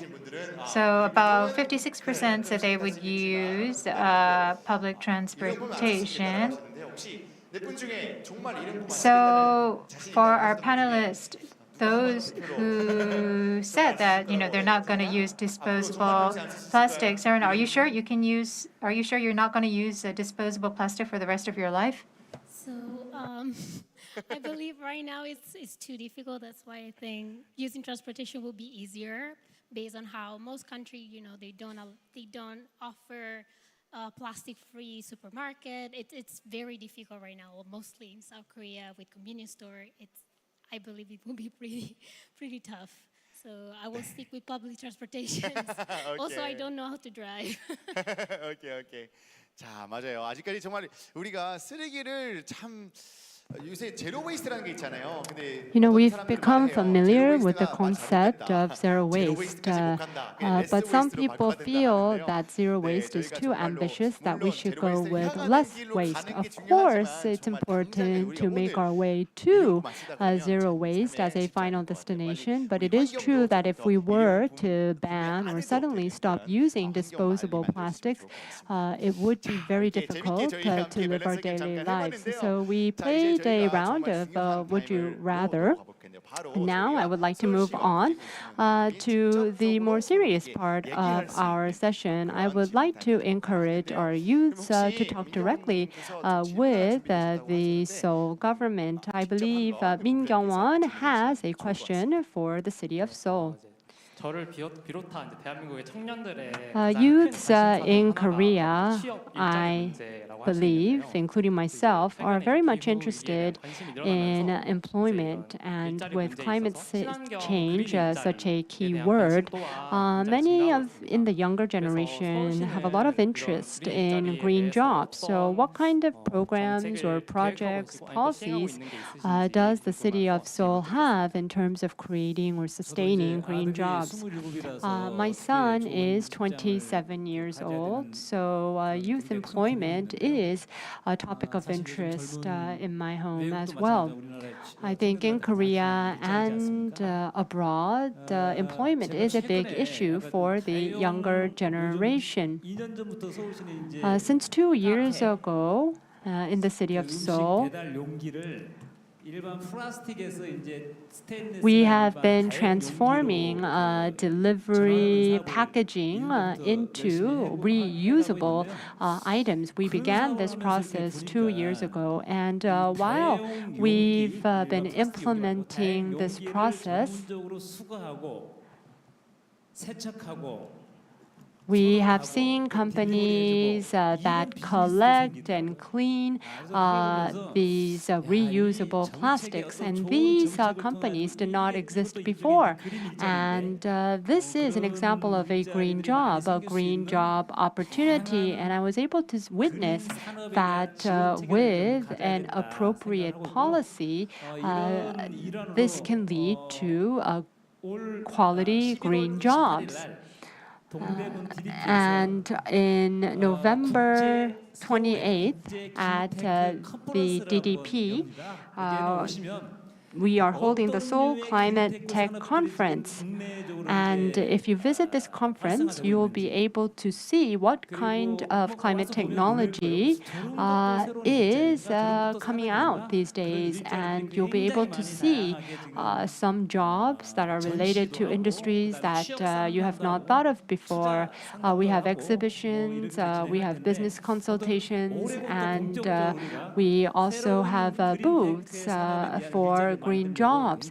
And so we believe that promoting the green industry is a way to promote quality green jobs, and we will continue to do our best. Mr. Lee, since you have the mic, do you have any questions for the youth here?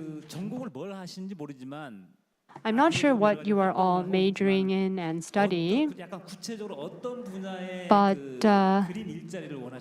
specifically, what kind of green jobs are you interested in?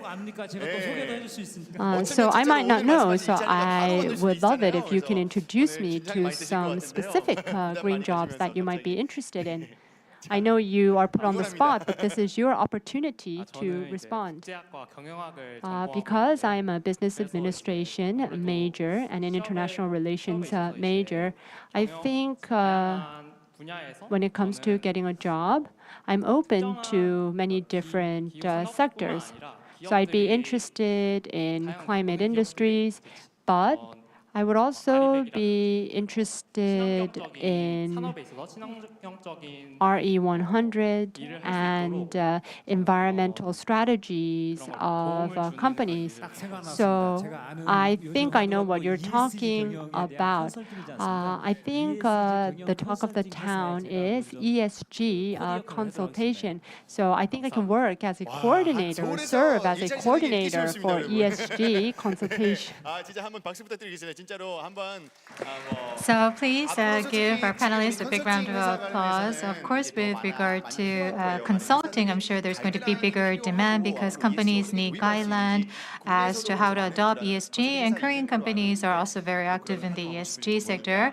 So I hope we look forward to your future and hope that you'll help companies create guidelines. So if you have any questions for Seoul City, this is your chance to ask questions to Seoul City. So Pam Kaing-lee. So I am currently a student at a university located here in Seoul City. So there, of course, CO2 emissions are a big issue, and in order to address this challenge, some of my friends have actually made that transition to become a vegan. But if you go to our cafeteria, it's really hard to find vegetarian or vegan options. And I was thinking that even if you want to make that transition to become a vegan and change your lifestyle, sometimes it's not easy because you don't have the options. So I hope that Seoul City will work to actually standardize the offerings at school cafeteria so that vegan options are also included. So I'm not a vegan, but to be completely honest, recently around the world with regard to climate change, people look at lifestyles and culture. And there are two areas where people have a lot of interest in. First is vegan diet, and the second is not concrete homes, but homes made from wood. And with regard to our policies regard to wooden housings or vegan diet, I think we're in our really early stages. So guidelines for vegan menu or favorable policies, I think that is something that we have to look at and come up with more details in our overall climate policy. So the area that you pointed out, I think we have to make more efforts. So I've been a vegan for 3 years, and so it's great to hear that. Ghent, which is a city in Belgium, Thursday is a no-meat day. So at schools or in government facilities, the food that is provided is no meat and trying to provide vegetarian options. And I think it was last week, but in December, I heard that legislation will be announced for alternative food options. And in Korea, we have famous food at Buddhist temples, vegetarian dishes. So I think that for those people who want, eco-friendly vegan options, there will be more options that will be provided in the future. Thank you. Dayan, do you have a question for Mr. Lee? Perhaps you might propose a joint K-pop collaboration. I will ask about future collaboration at a later date. You talked about the climate change companion card. If you look at the response by my friends, if you look at the public transportation fees, it's actually quite high, and the card that you will be issuing will only be for the Seoul area. So I'm wondering if you have any other policies or plans for transportation other than the climate companion card for public transportation. We will begin the climate companion card in January, and it will be operated on a trial basis for 6 months. And we will, of course, try to improve on any shortcomings during this period, and we plan to begin that scheme in earnest in fall of next year. There is a project that we begin next year that we've been preparing for 2 years, and that project has to do with buildings. And apparently, buildings emit 70% of the GHG emissions in Seoul. So reducing GHG emissions in buildings is a paramount task for Seoul City. So starting next year, buildings will have to report on the energy usage, and we will also classify buildings into different groups, and they will have to meet certain standards when it comes to CO2 emissions. They say well done is half begun. So I think that the fact that the Seoul metropolitan government has started is meaningful. And I think that it will also be a good idea to expand the climate companion card to public transportation to the outskirts of Seoul as well. And there are similar systems in Europe that are more refined. And in Europe, there are also lots of regulations related to emissions on buildings. I believe that we are running out of time, so I would like to ask all our panelists for their final comments. So Taeyong, would you like to begin? So first of all, thank you so much for inviting me to this important forum. So I'm usually online. It was wonderful to hear different perspectives and talk to other young people. And it seems that the young people have great interest in the climate crisis. And as we talk to one another, I think that, of course, there's a lot of policies that need to be implemented. And Seoul Metropolitan Government, Korea government, who is in charge of policies, I hope will be more active in coming up with policies to address climate crisis. Danny? 서울에 살지 두 번째 가을인데요. 근데 작년보다는 올해가 So I'm living in Korea, and I see that there's a lot of abnormal climate conditions. And right now, I think that when I see these climate changes taking place in our daily lives, it really saddens me. I hope that solidarity, us coming together and making efforts, will help us to preserve nature in its most beautiful status. It's interesting that we have a Vietnamese person so concerned about the beautiful fall foliage in Korea, and I believe her Korean is amazing too. It was great for me to engage in dialogue with other youth activists and also an official from the Seoul Metropolitan Government. It has given me a lot of inspiration to collaborate with other youth activists and also with the Seoul government. Thank you very much.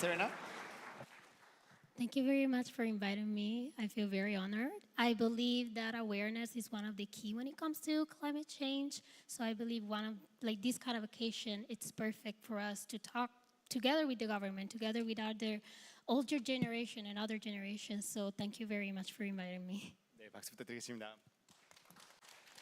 네, 본부장님 오늘 진짜 귀한 시간 함께 내주셨는데 소감만 Thank you very much, Mr. Lee. Now it's time for your final comments. I would like to thank the ambassador from New Zealand for staying right till the end during this moderated session. 포럼 I 준비해 주신 would also like to thank the City of Seoul for organizing this significant forum. I would also like to thank C40 and eClay as well. I believe the climate issue of the future is something that should be owned by the future generation, so we will continue to actively communicate with them. 네, 여러분 지금까지 Thank you very much for staying with us during this moderated session. I ask of you just this one thing.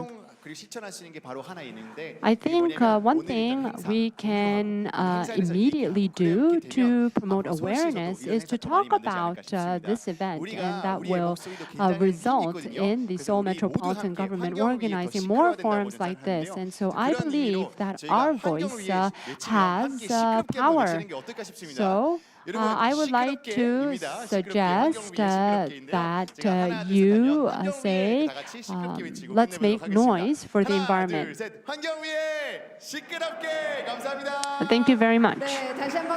Thank you very much for the panelists of the moderated session. We had a very lively session, and we have a very short break for you. We have a coffee station outside in the foyer. We will take a very short break, and after the break, we will continue on with part 2. I would like to give you a quick housekeeping announcement. You cannot bring your coffee inside the venue, so please enjoy your coffee in the foyer. Thank you.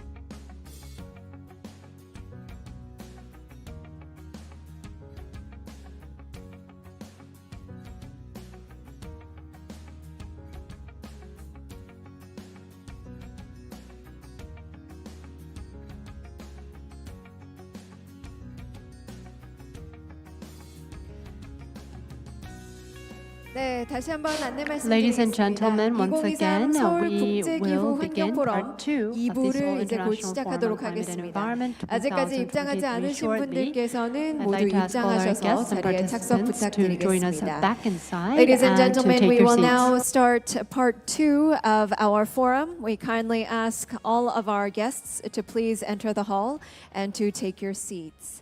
We will resume our second part of our forum in just a few minutes. We kindly ask all of our guests to please enter the hall and to take your seats. Thank you very much.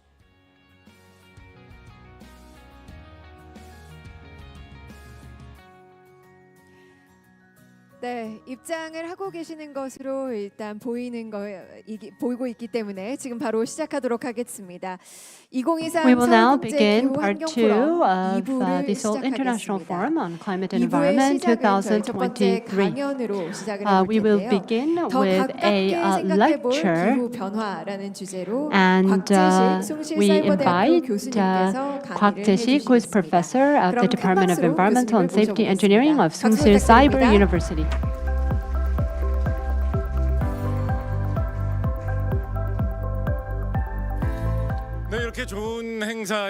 So, thank you very much for inviting me to this very meaningful forum. I was actually given 40 minutes, but I heard you're behind schedule, so I'm going to try to finish my presentation within 18 minutes. I'm going to try to be really fast and compact. So when we talk about climate change, recently I visited a place and they told me to give a lecture on climate change.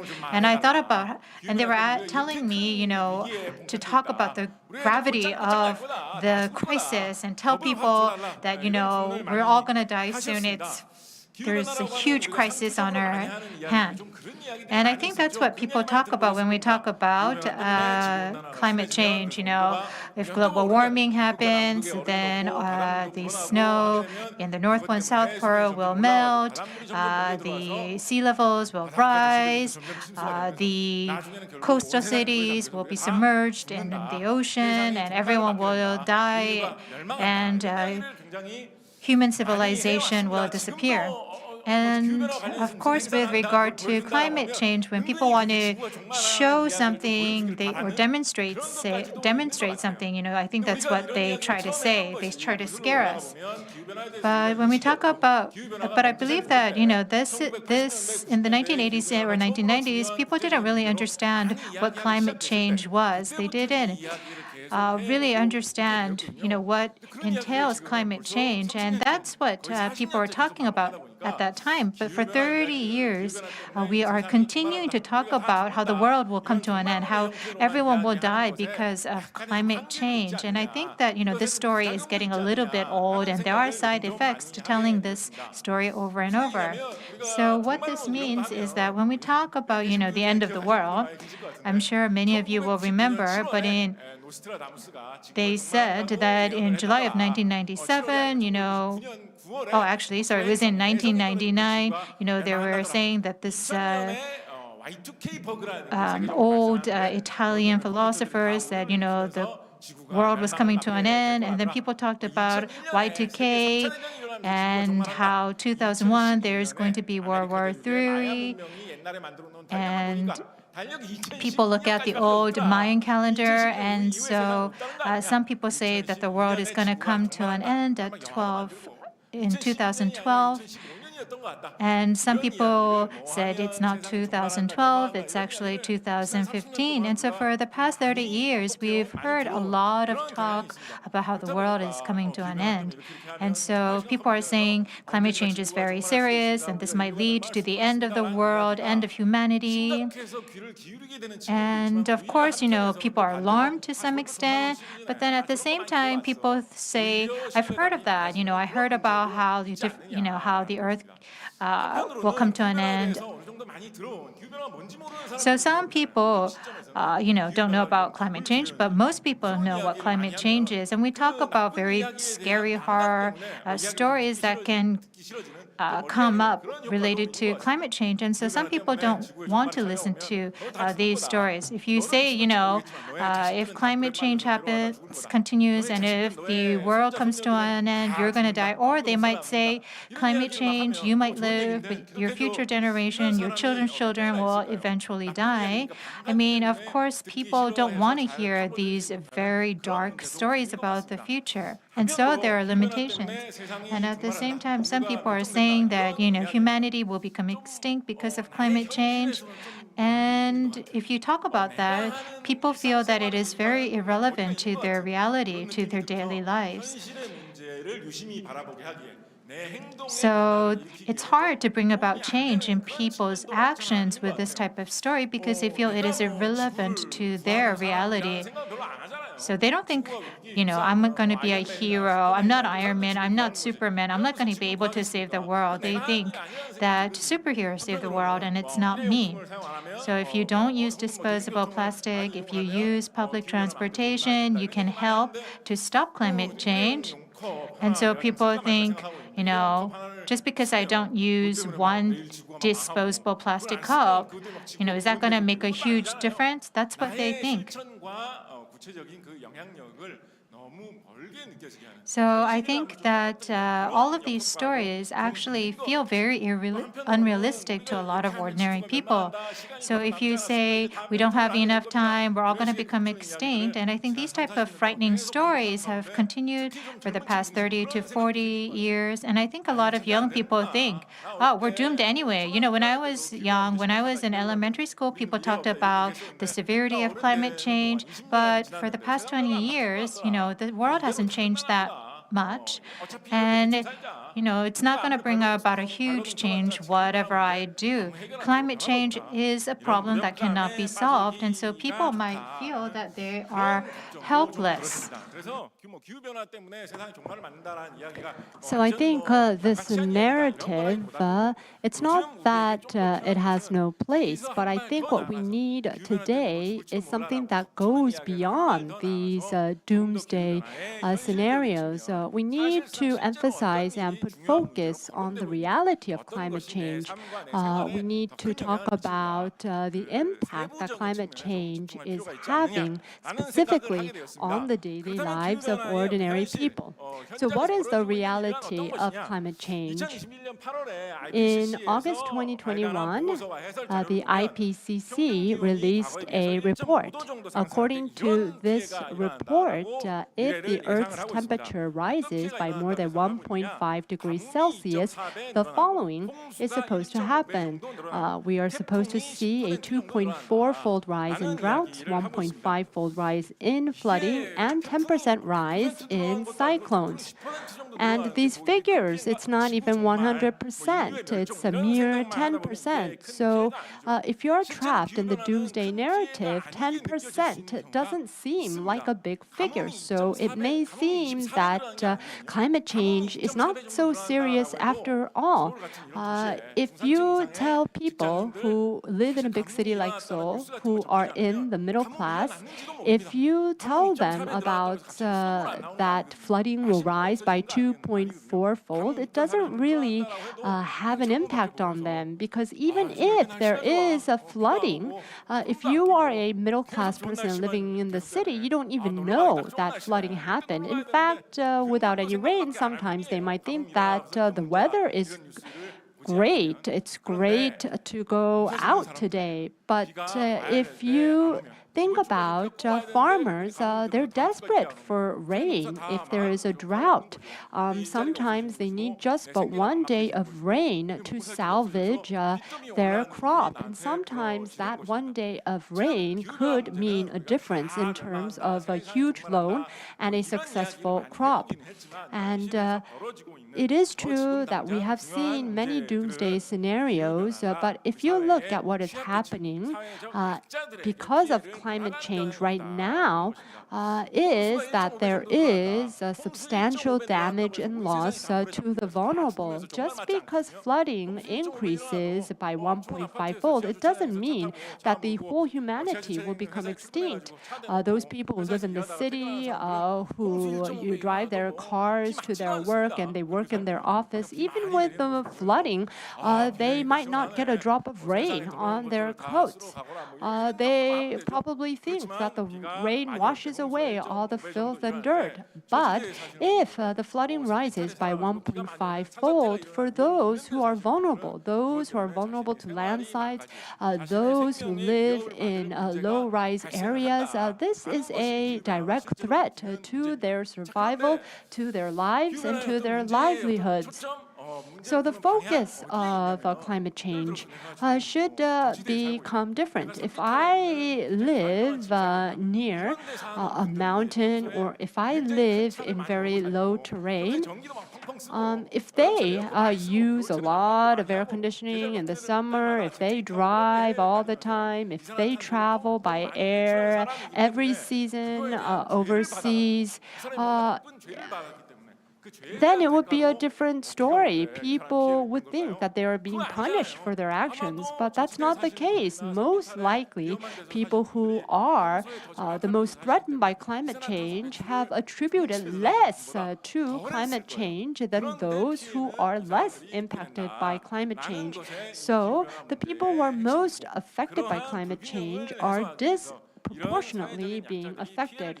So we need to be able to minimize the impact and damage of climate change sustained by the socially vulnerable. And so we need to work together to protect our community. This is the way we must respond to climate change. And I believe that this is a realistic way to combat climate change. I think globally, this scenario can be applied to other countries. So people who live in the cities, who are more than middle class, they might find that the price they have to pay for lunch at a restaurant has become more expensive. It's become about 1,000 won more expensive. But this won't devastate them just because their lunch money has risen by 1,000 won. It doesn't mean much to them. They're willing to pay. They might complain that prices have gone up, but they won't be devastated. But if you look at Korea as a whole, there are many different income groups. There are people who have to work daily just to put food on the table. Some people have to work and they have to pay for the food for the entire family. For these people, if the food price increases, then they may not be able to buy food for the entire family. They might have to make the decision of who gets to eat that day. And so for this group of people, this is devastating. And of course, these issues will not be resolved overnight. So in some cases, for some people in some countries, food price increases will become a matter of survival. But once again, I want to emphasize that the people who are most hit by climate change are not the most responsible. They are not being punished for their actions. If you look at least developed countries, they attributed less to man-made climate change in the past, but they are being hit the hardest. And so this is sort of the perspective that we need in order to respond to climate change. So with regard to the climate change response, we have to actually look at all of those very complicated issues and problems. And in order to respond to climate change, of course, we have to reduce CO2 emissions. And people talk about not making any more coal power fire plants. Of course, these fossil fuel power plants are easy to build and they're more cheaper. And the more of these you have, of course, it's not helpful for CO2 emissions. But what about a developed country? They want to build their economy and grow their their economy and provide power to their people. And so the most affordable way to do that is to build a coal-fired power plant.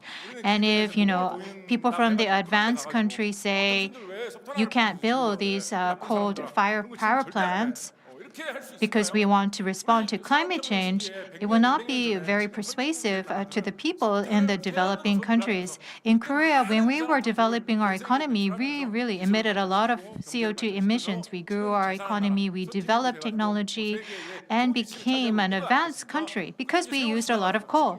But now if we come and say to developing countries, you can't use coal, because at that time we didn't know what we were doing and we emitted a lot of CO2 emissions, but you shouldn't, then I don't think that that would work for the people in the developing countries. For these developing countries, they might think, hey, you use coal to grow your economy and you emitted a lot of CO2 and greenhouse gases, and it's our chance to develop our economy, and why are you telling us what to do? Why are you telling us that we can't use coal?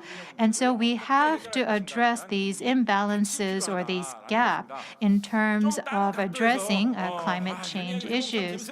So I don't have time to go through all of these slides, but if I can actually add one more point before I wrap up my presentation. So 5-6 years ago, when you talk about climate issues or climate change, those people who were most interested at that time were, of course, environmental groups, activists, or people volunteering to preserve the environment. So they were most interested in climate change issues and the climate. But if you look at Korea right now, I feel that those who are most interested in the issue of climate change is people who are investing in the stock market. Well, of course, that's inevitable because all industries are affected by climate change and their response is very important. The biggest company, automobile manufacturer in the world in terms of market cap, is that country that produces EV. They have the biggest market cap. And the biggest car manufacturer in Germany, Korea, and Japan, their market cap combined is only 50% of that American car maker. So if the US is trying to come up with policies for the future, they're saying use EVs. If you can ride EVs, we can address climate change. And so US is actually imposing sanctions. And they're not supporting, diesel cars. So they're now trying to make everyone in the world ride EV cars. And of course, they're not trying to promote the EV industry just because, they love the environment, they love the global community. They want to create jobs in the US, they want to grow the US economy. So that's why there's so much emphasis on the EV industry. Of course, there is the Sino-US rivalry and competition, but when you look at the issue of climate change, not so much. In order to reduce CO2 emissions, people refer to PV. But the country around the world that actually produces the most PV, the one that is doing the best job, is China.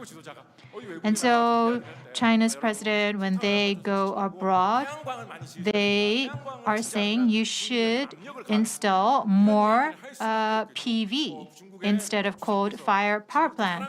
So is this because China loves the environment? No, they're emphasizing PV or solar power, because in this way they can help the Chinese economy and Chinese companies make money.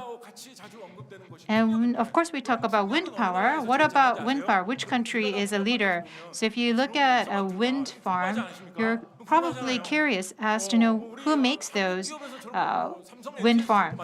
Maybe Samsung LG makes it? I haven't really heard about it. But traditionally, Denmark is the leading country in terms of wind power. And so they sell a lot of windmills to Korea. The European companies actually are telling other countries to increase their share of new and renewable energy. Of course, they love nature and the environment, but it's also a way for them to make money, to grow their businesses and industry. So climate change is a very important challenge, and around the world, many industries in the advanced countries are trying to change the landscape so that they can adapt to climate change and also make profits. In their countries, they are promoting products and services that can help us to adapt to climate change. So when you think about climate change, rather than thinking about, this abstract doomsday scenario, we have to think about, who in our society is being affected, how we can protect them. We also have to think about the way in which the global economy and industrial landscape is changing due to climate change, and think about Korea's response in that perspective. Thank you very much for that very compact presentation. Thank you very much. And thank you for keeping within the time limit. Once again, please, a big round of applause for Professor Kwak Jae-sik. Next, we will hold the C40 session under the theme Climate Disaster and Climate Justice. I would like to invite the moderator and speakers of the C40 policy session to the stage. I would like to first introduce the moderator for this session.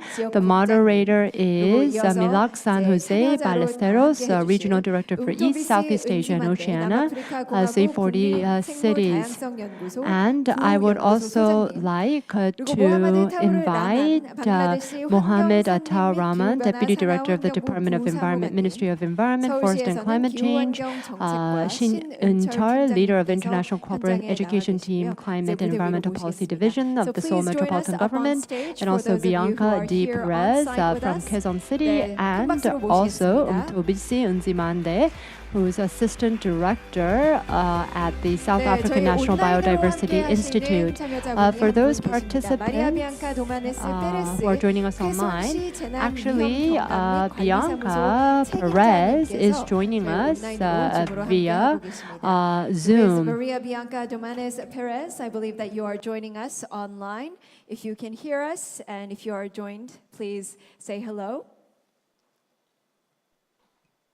잘 들리실까요? If you can hear us, please say hello to the audience and unmute yourself too. Thank you very much. 네, 음소거를 해주시고요. Good afternoon, everyone, and thank you for inviting me as a speaker. Thank you very much. I will hand over to our moderator before you can begin. 네, 그러면 이제 좌장님께 마이크를 넘기도록 하겠습니다. So, Dr. Milak, I believe that you now have the floor. Thank you very much. Thank you. Thank you very much. 안녕하세요. Hello. And good afternoon, everyone. It's great to see that we still have a full room and a discussion on climate change. I think we've heard from Professor Lee Jun-hee earlier, and of course our other panels, and of course the youth moderated session. And there's a lot of conversation on when we talk about the climate crisis or the global crisis that we are facing now. It really also comes with the whole conversation on climate justice. I think I will put it in a quote that I heard, that we are all in the same storm, but not necessarily in the same boat. There are populations and there are members of the community that may find themselves sort of like in smaller boats or in not necessarily highly powered boats to be able to survive. And that, I think, is the essence of the session right now. Also digging deeper, I think the professor earlier also mentioned that there are a lot of things happening on the ground. There could be actions done by individuals. There could be policies done by the governments in terms of an enabling environment.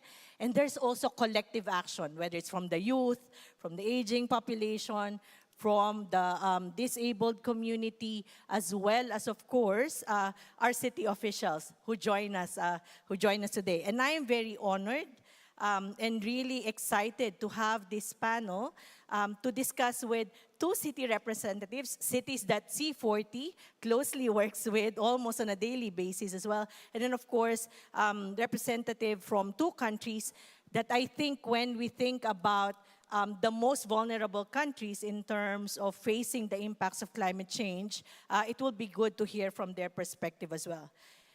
Maybe to start off, and we'll start off with yourself, Mr. Shin. One of the things that was highlighted earlier was that we've experienced severe weather and also rising temperatures, right? I think it was referenced 2016. But actually, they're saying progressively, it has even increased in terms of temperature. There's even more impacts in terms of flooding. So maybe to our four panelists, let's start off with that. What does that mean on the ground? What does that mean in terms of what you observe as the difference from like maybe 5 years ago to now when we're saying there's really an increase in terms of climate impact. So, Mr. Shin, let's start off. I know it's a key interest for the audience here with us now. 예, 안녕하세요. 서울시 기후환경정책과 국제협력. Good afternoon, ladies and gentlemen. My name is Shin In-cheol. I'm leader of International Cooperation Education Team here at the Seoul Metropolitan Government. Thank you very much for your great question. According to the IPCC sixth report, forecast to rise by 1.5 degrees before 2040, and Seoul average temperature rose from 2.3 degrees to 10.7 degrees and 13 degrees in the 2010s.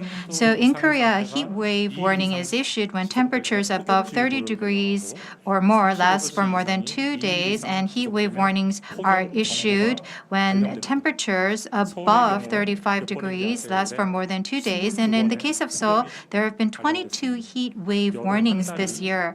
So basically all summer long, we've had heat waves.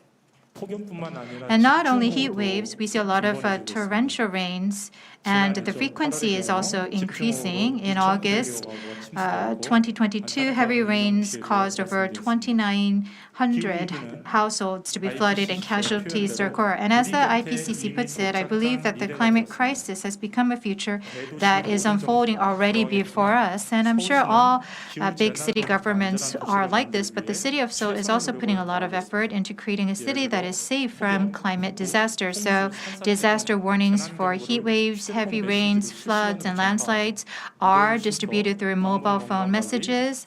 We provide shelter from hot heat, healthcare that visits homes, and establishment of infectious disease response surveillance system.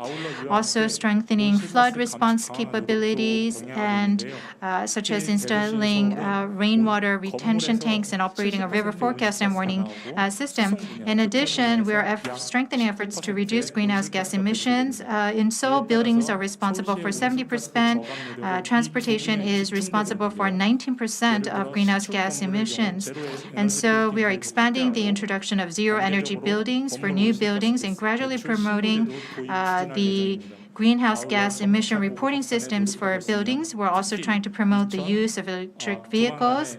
And it's already been announced, but in the very near future, 7,400 of the buses operating within Seoul City will become 100% pollution-free. And also, we are restricting the operation of internal combustion engine vehicles. And within the city, we are trying to create more urban gardens and creating different types of green spaces within the city. Thank you. Thank you very much, Mr. Shin. I think what you're pointing out is that, one, climate change is a reality. It's happening right now. But at the same time, there are other strategic things that needs to be put in place, or other strategic things we should do in also addressing mitigation side by side with adaptation, given the current resources and, of course, the challenges faces us. So maybe we'll move to Bianca over in the Philippines. And again, I would like to thank Bianca who's joining us. It's actually a bit of a long holiday in the Philippines right now, several holidays, but she's very keen to really share the experience from Quezon City, the biggest city in Metro Manila and the Philippines, right, in terms of population and also geography. So Bianca, how is it in the Philippines and particularly in Quezon City, as you look at really Philippines is known for typhoons, right? And flooding is very much an issue there.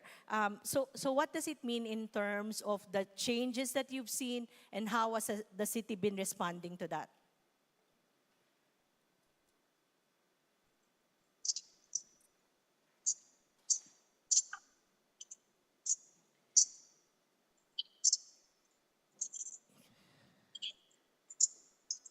Bianca, you may.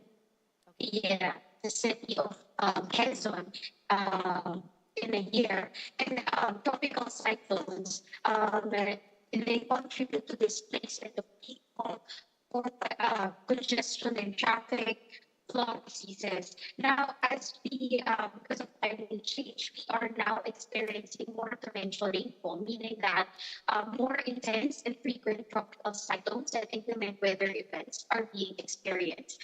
In a year, the city experiences 10,000 individuals evacuating in an average from their households to evacuation centers. And we are now projecting, due to climate change, that worst case scenarios for tropical cyclones can affect as much as 1 million in population in Quezon City, and as high as 380,000 displaced individuals in the worst case tropical cyclone or extreme rainfall event in the city. So this projections, this torrential rainfall, they have we are expecting not just the effects to our population, but we're also expecting incidents like the thermal inversion that we have experienced a month ago in Quezon City, wherein studies have shown that climate change has induced increased incidents or occurrence of thermal inversions, wherein there is a reversal of normal behavior in the Earth's atmosphere, and there's a layer of cooler air overlaid by a larger by a layer of warmer air. So this means that air pollutants are trapped within the lower atmosphere, and the vulnerable population are then exposed to unhealthy air. So this impacts we are expecting to occur more frequently in this city. And in response to that, this Quezon City has implemented a stronger early warning system program, which we call iRise Up. So this program, which iRise Up stands for Intelligent, Resilient, and Integrated Systems for Urban Population. It takes into consideration traditional and digital tools, and taking and collecting data and information from these tools for more informed decision making. So that means information we get from digital tools such as sensors, flood sensors, rain gauges, weather stations. We interpret them and process them so that they can be disseminated to our communities. So our communities are empowered for early action, such as preemptive evacuation, and such that our programs at the ground level are more informed according to these projections. So for example, in the Philippines, one of the major impacts of increased torrential events are suspension of classes. So, and to anticipate and to keep safe children from traversing intense rainfall conditions outside, it is the the city has to make a decision to suspend classes or to turn to asynchronous or alternative arrangements for education. And that means education disruption for our children. So they are also heavily affected by torrential events. Their education is affected. So through iRise Up, we are able to anticipate how much rainfall we are able to project for the day, how much rainfall is going to impact these areas in the city, and how much flooding we are able to anticipate. So the city government is now able to decide more to decide scientifically based on evidence that this is that we are going to suspend the classes or we are going to cascade the decision on suspension of classes locally to specific schools only or to specific areas. So this program that we have is really driven by data and by evidence. And it is really important for us to understand the risk, the climate and disaster risks that we are facing, and to utilize this information effectively so that we can decide and inform our communities better. Thank you. Thank you very much, Bianca. I know the connection was a bit choppy at the start, but I think what came across really is that you were mentioning 10,000 individuals that needs to be evacuated at some point, the need to respond, the need for early warning, but also one of the things towards the end that you were referencing is really how a city can make informed decision and really basing it on sound data, sound information so that either you can preempt or also be able to respond effectively. Now, moving on to another continent, and I'm really honored, and thank you very much, Mr. Zimande, for joining us from South Africa. C40 works with quite a number of cities in South Africa. We have Durban, Ekurhuleni, Cape Town, Johannesburg, and Tshwane. And I know 3 of these cities very much are paying attention to managing urban heat or heat waves. But I don't know if the rest of our audience, if it's like a young crowd, you might recall that before the pandemic, Cape Town was almost reaching what they call day zero, which means at that point in time, there won't be no water supply to actually be made use by the community. And that means everyone, but of course, the ones who has no capacity to move or get access to water outside will be the ones left behind. So maybe just to share on your reflection from a national government perspective in terms of the efforts in South Africa, what's the situation right now in terms of the impacts of climate change, and also how does it affect specific communities, especially as we mentioned, the more disadvantaged ones? Thank you very much. Good afternoon, everyone. So in South Africa, we are facing 2 different kinds of impacts from climate change, flooding and drought. So we are experiencing both. So the western part of the country is mainly experiencing drought, while the eastern part of the country is experiencing flooding. So city of Cape Town, as we mentioned, had a serious problem in the year 2020, and they were approaching day zero. In fact, we're a few weeks away from day zero. And if you can just imagine, I think almost everybody knows the city of Cape Town. It's a big tourist destination, and without water, that has serious impact on the tourism industry. As much as Cape Town is out of the water, and excuse the pun, the areas to the east of Cape Town are still experiencing drought events till this day. With areas like eThekwini, Durban, city of Tshwane, city of Ekurhuleni, flooding is the issue.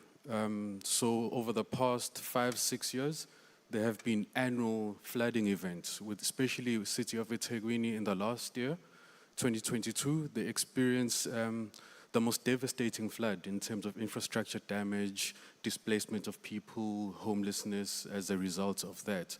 So we can say that we are experiencing more frequent disaster events across the whole country and across the spectrum of disaster, flooding and drought.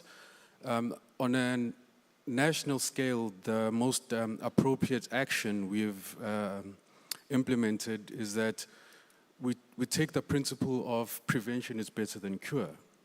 So mitigation is better than adaptation when it comes to climate change. And the best way we have identified so far is through ecosystem-based measures, natural-based adaptation, ecosystem-based adaptation, which then mitigates the impacts of climate change before they happen. So this has been seen in places like eThekwini, where they have an ecological restoration program, where they look at greening spaces to allow for the mitigation of adverse impacts from climate change to be realized. Yeah, thank you.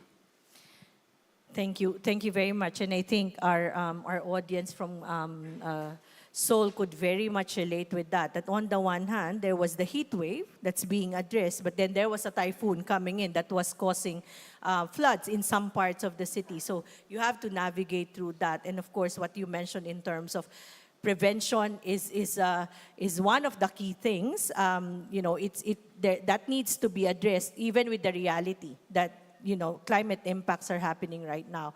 Now we'll move on to our next panel. And I think we heard the ambassador earlier that Bangladesh is one of the most vulnerable countries in the world. It ranks 7 in terms of just the vulnerability when we talk about climate impacts. So maybe Mr. Rahman, if you can share with us what are the things that the national government particularly are working on to be able to address this, while the impacts are already there, but really being able to respond to the needs of the communities.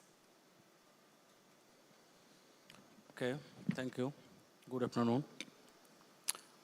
Bangladesh is one of the vulnerable countries for the climate change index. We have ranked 7th among the 170 countries in the world who are designated as climate change vulnerable countries. Every year we experienced one or another climate change negative impacts, such as droughts, cyclones, heavy rains, sometimes the salinity intrusion and sea level rise. Actually, in the geological region, we are almost all the rivers the source are the Himalayas. The glaciers of Himalayas are melting down for the the global temperature increases, so our rivers are inundated, not to capture as much as water that are coming for the more glacier melting. And also, the sea surface temperature increased, resulting the cyclones are actually frequent in our country. We have experienced at about 13 cyclones from 1974, and it is more frequent from 2000 to 2020. We have experienced almost 8 cyclones. And also the drought is another concern to our climate change today. Our northern part is very vulnerable for the droughts, and it has been resumed that at about 19% precipitation has been down in our country now, if I consider the 1992. Okay.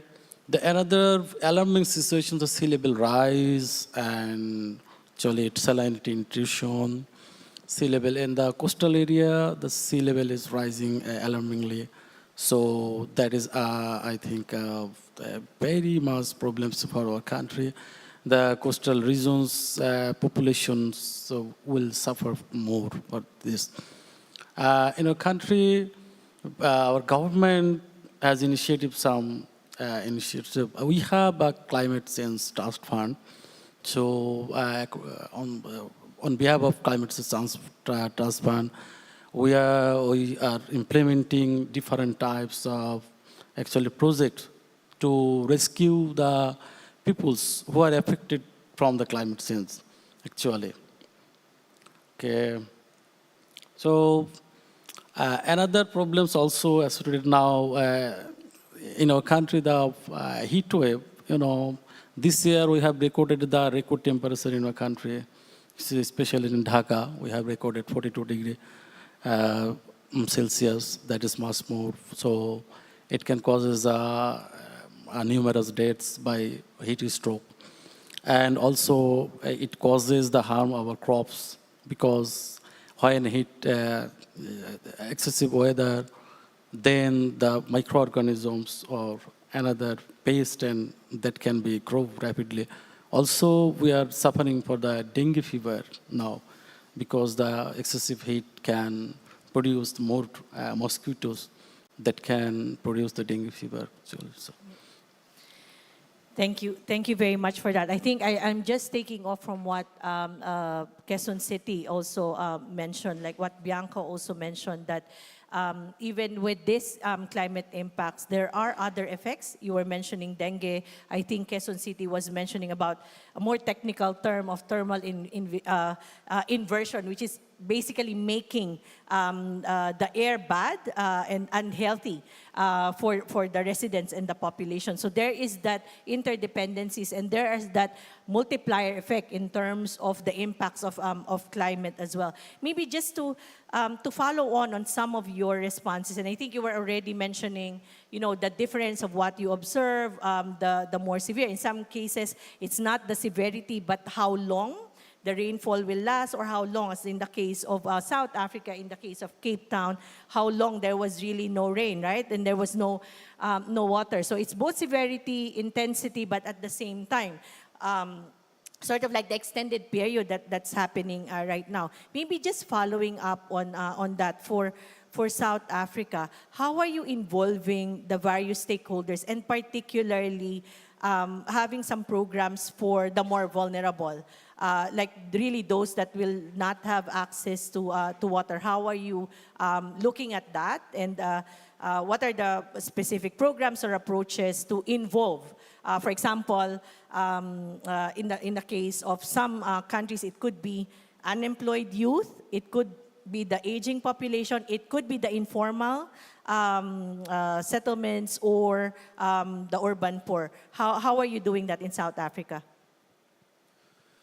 So I think just to add to the question, climate change, or the consequences of climate change, have a far bigger impact on the marginalized and the vulnerable people. So again, in both scenarios, for example, in Cape Town, where you had the drought, though the affluent people weren't as affected as those who are on the lowest end of the economy.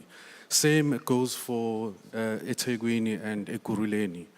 The flooding affected everybody, but the poorer people were way more affected. We were sitting in a situation today where people who lost their homes in the floods of last year still don't have homes, whereas the richer people had insurance on their homes and they were able to recover much quicker than that. So in terms of trying to bring about a justice in this case, most of the programs, especially in the eThekwini side, are targeting the vulnerable and the poor. So when we speak about the greening initiatives, those that are employed in those greening initiatives, ecosystem restoration initiatives, are the vulnerable and the poor. This also includes the women, because in our society, they are considered a vulnerable group. In the Cape instance, it's slightly a bit different, because when we were approaching day zero, it was realized that the existence of alien vegetation is contributing to day zero. And by clearing out this alien vegetation, we push back alien zero. So we also have a program in the country which looks at natural resource management and clearing out of these alien invasive species of trees. And the same poor and vulnerable are targeted in implementing those actions. Thank you. Thank you very much. What resonates is that you don't expect it to happen, I mean, city governments as well as national governments, as those doing collective action, will need to really have very clear, targeted programs. You know, it's not a trickle down and you expect it to happen, but there needs to be a very dedicated approach. Maybe I'll turn to Mr. Shin if you want to add on to that, because we've heard already about the climate companion card, but are there other things that maybe Seoul is looking at to make sure that it's really looking at targeted approach and really support for the more disadvantaged one? And maybe I'm just reminded with Mr. Zemande's approach. It's not just in South African context that women are disadvantaged. It's globally that women are disadvantaged as well. So very good point in terms of pointing out how it also cuts across sectors and not just economic classes as well. It also cuts across gender as well as, of course, other factors there. But I'll turn to Mr. Shin on any additional thoughts from Seoul. 예. 좀 어려운 질문 받았는데요. 젠더적 관점까지 Very difficult question. I did not know that we had to examine gender perspective for addressing this climate change program. So we have a gender awareness budget in place. So, of course, we try to make sure that this gender perspective is incorporated into all of our policies. And we also have a climate budget within our department, and we benchmark the budget program in Oslo, Norway. So in Seoul City, we try to make sure that the climate perspective is included in all of the policies that are being implemented by Seoul City. So we look at gender, climate, and trying to target the vulnerable. Not only environmental issues, but in terms of joining hands with the vulnerable, I believe that in order for us to attain results, it's not just enough to have government policies. So Seoul government is very active in working with civic organizations as well as citizens who are interested in the environmental issues. There is a Seoul Energy Plus fund. Companies and citizens donate to this fund.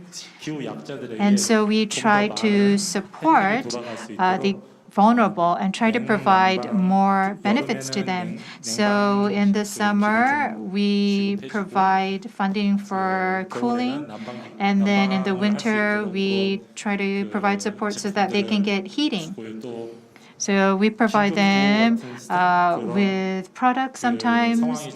And when they are in an emergency situation, we identify what they need and immediately provide what they need through the Seoul Energy Plus Fund. Thank you very much, Mr. Shin. Actually, my question wasn't just focused on gender or women, but great to know that Seoul is actually also really looking at that, even though, as we know, as was shared earlier in the previous panels, that Seoul was also targeting very, very key populations as well, like I think aging population who might not have access to cooling or heating as well, but at the same time, during flooding, those who really need support. Bianca, I hope the connection is better from your end. Any additional thoughts from Quezon City on this? Well, particularly I note, is it 25 to 30% of the Quezon City population live in like informal settlements or really urban poor? How does the city respond to that? Or what are the ways by which the city are able to provide assistance?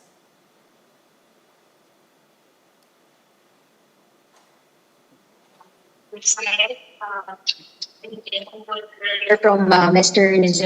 Zimande about the disproportionate impacts to women, to the vulnerable, to children of climate change. So Quezon City in response relies really on a very strong baseline data and information database so that we can have targeted programs that are more attuned to the vulnerable population. So first, our weather forecasts are localized since we are able to interpret weather trends and patterns in advance. We were able to localize and translate them into the local language.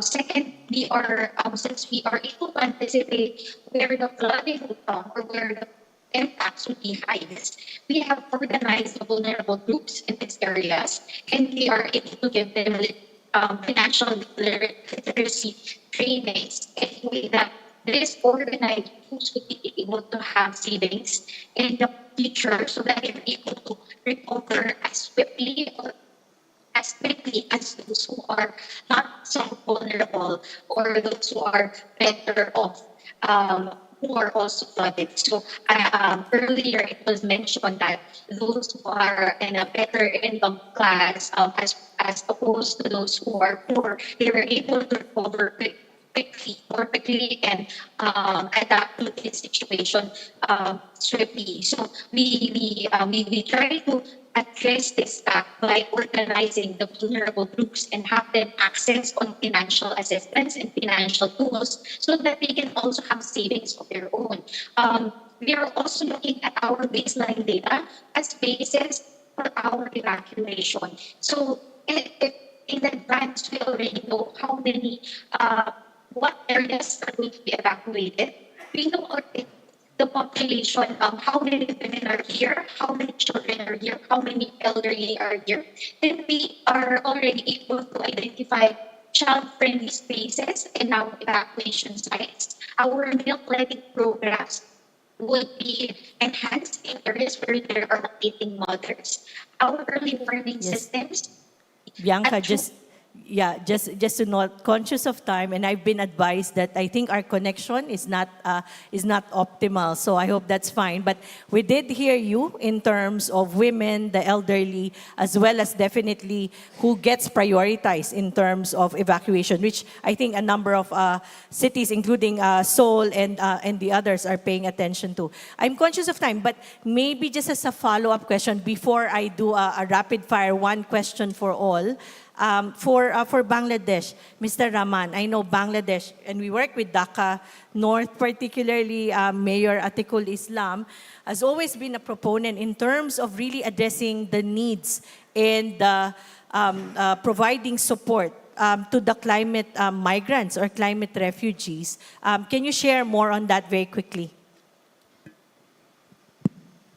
Okay, thank you again. Actually, in our country, the climate pattern is different from different parts. In the southern part, we have a Bay of Bengal, the coastal region, so there are frequently hit the cyclones.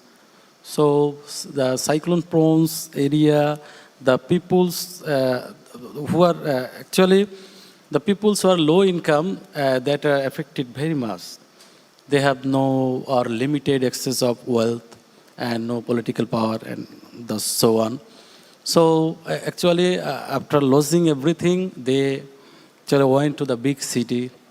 And also from the other region, our North Sea zone, there is a problem of droughts. To say they also, without any, actually, if they do not survive there, then all the peoples, that is called the migrants, the climate refugee, they actually goes to the Dhaka. And you know, in our country, Dhaka is the most populated country.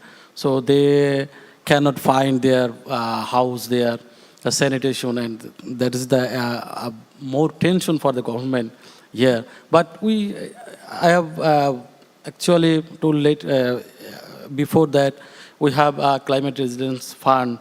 So the government is trying to actually reback them or try to their settlement in another region or try to actually meant for all of the refugees. Thank you. Thank you so much. I think what we're hearing from our panelists is that within cities or within communities, there's that inequity. You know, there are more vulnerable, but also between countries as well and within jurisdictions. I think we're always reminded that even within cities, you have the top 10% who might survive more when we talk about the climate crisis. So maybe just very quickly, and I know this is really the purpose of this, when we say a journey for all, climate action together, it just doesn't mean Seoul and its residents and all its stakeholders or Dhaka or Quezon City. What it actually means is also us across borders, right? So maybe just as a last question, and very quickly, maybe in 2 sentences, I don't know if the city officials can do that.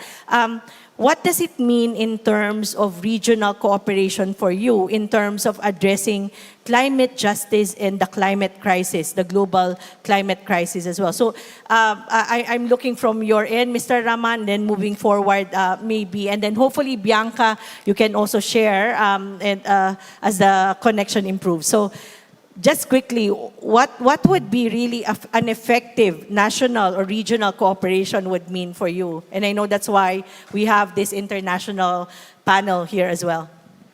Okay, thank you. Actually, climate justice, the global,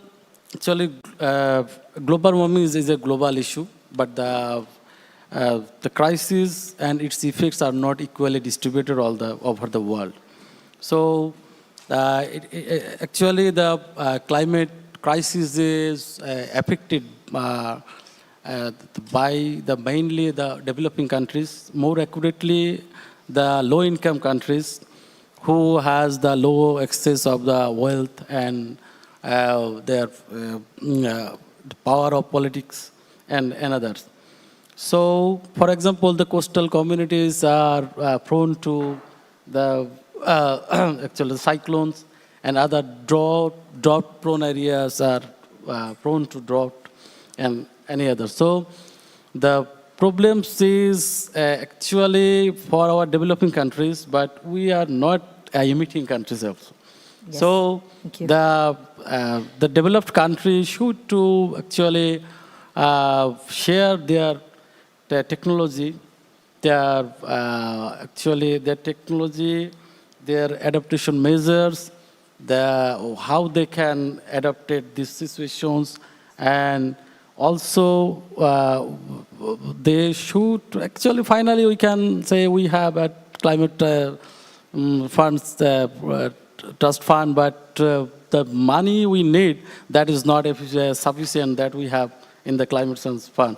So the developed countries should to actually economically help to the developing countries, developing nations who are striving for the climate change effects.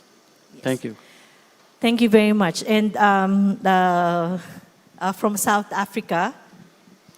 Yeah, so I share a lot of sentiments from Mr. Rahman here besides me.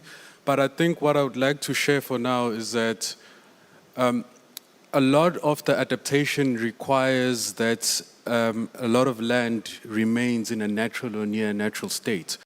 However, it can be very difficult to justify that to people, especially since the benefits of that are not tangible immediately. So the best way we can support those things, as said before, is through funding, so people can somehow be compensated for giving us these natural spaces for adaptation. And furthermore, like said previously, these technologies that are required to minimize emissions that cause climate change should also be shared with the developing world, so that the efforts can be shared amongst everybody on the planet. Thank you. Thank you very much. I think it was being emphasized about knowledge sharing, peer-to-peer, and being able to help, to leapfrog. Like, I'm sure not just Korea, but others in terms of more developed nations have encountered already things that didn't work. So we will end with Seoul, but let's try again, Bianca. Maybe in 2 sentences, what is it that from what you've heard, really where you see regional and global cooperation could be most helpful from where you sit at the city? To contribute into a whole of society approach, wherein everyone is a stakeholder in the system, and it is also an opportunity for public-private partnerships across communities.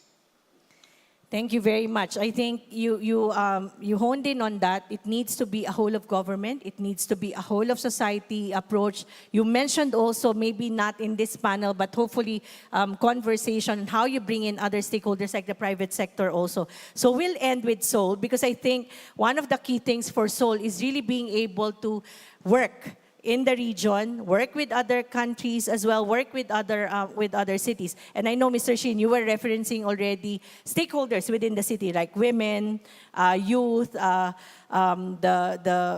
aging population, those that are really vulnerable. But what does it mean for Seoul? And let's end with you in terms of regional cooperation or global cooperation, and how do you think that could be moved forward? 네. 이번 포럼에 주신 기후 So we are looking at climate justice and also the discourse in the international community regarding climate change. We're also talking about how the vulnerable, how the developing countries are disproportionately affected by climate change. And of course, we have reached agreements in the international community. In 1997, we had the Kyoto Protocol. In 2015, Paris Agreement. But I think to date, no practical or effective result, such as establishment of a common policy, have been achieved. And of course, each country's understanding of climate justice is multifaceted and complex. There are gaps between developing countries, international organizations, scientists, and politicians. And it's a very complex situation because depending on their domestic policy or the political environment, some countries adhere to these international agreements and some countries do not.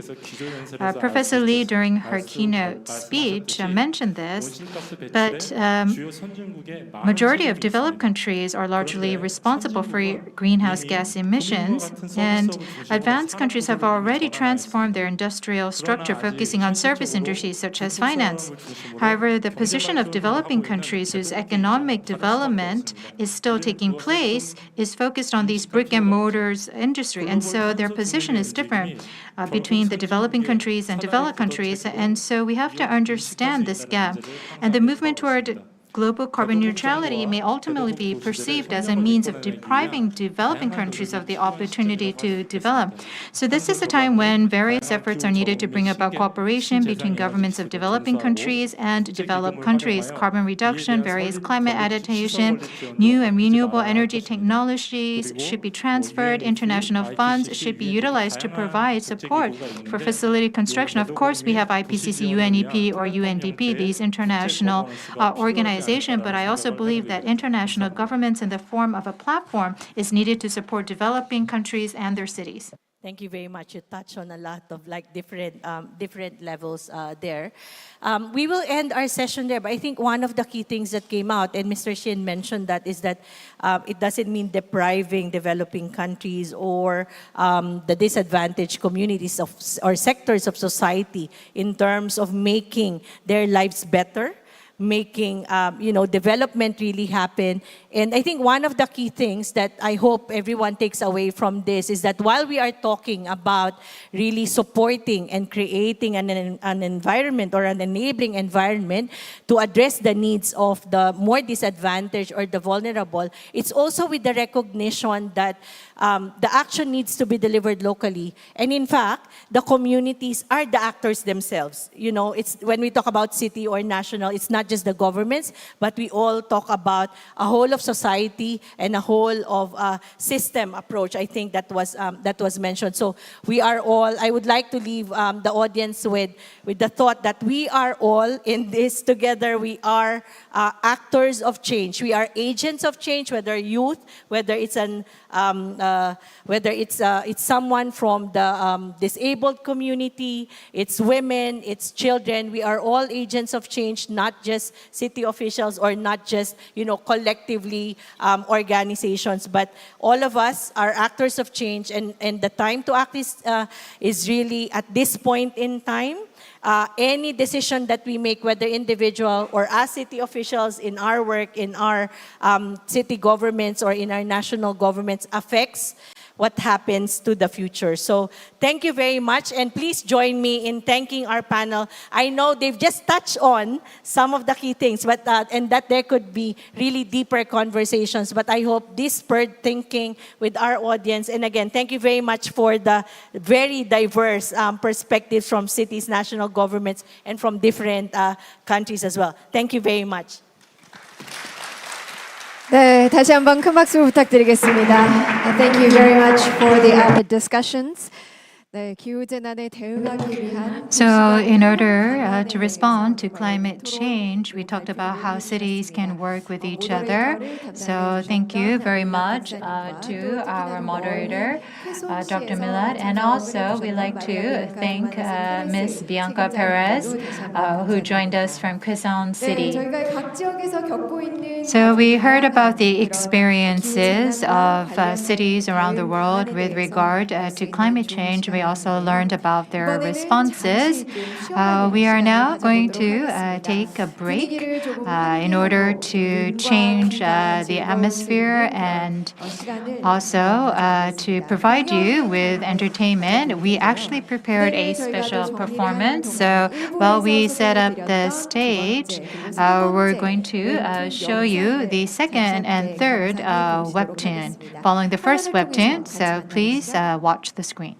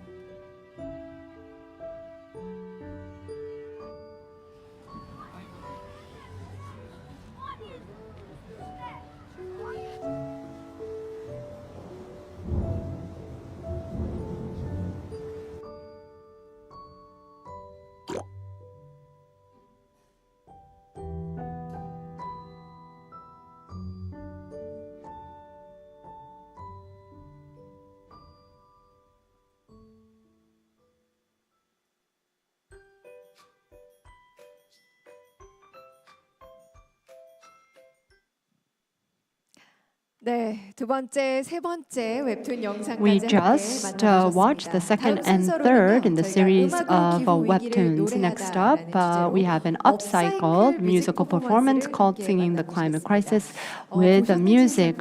I'm not sure if you saw, but you will notice our performers have a very unique instrument. This unique cello combines a stainless steel pesticide sprayer and a practice cello to deliver a unique and powerful message about the climate crisis through music that is unlike anything you've ever heard before. They have prepared three pieces. The first piece is Howl's Moving Castle, and the second is Heal the World of Michael Jackson, and the third piece is BTS's Permission to Dance. Please welcome the creative art team with a big round of applause.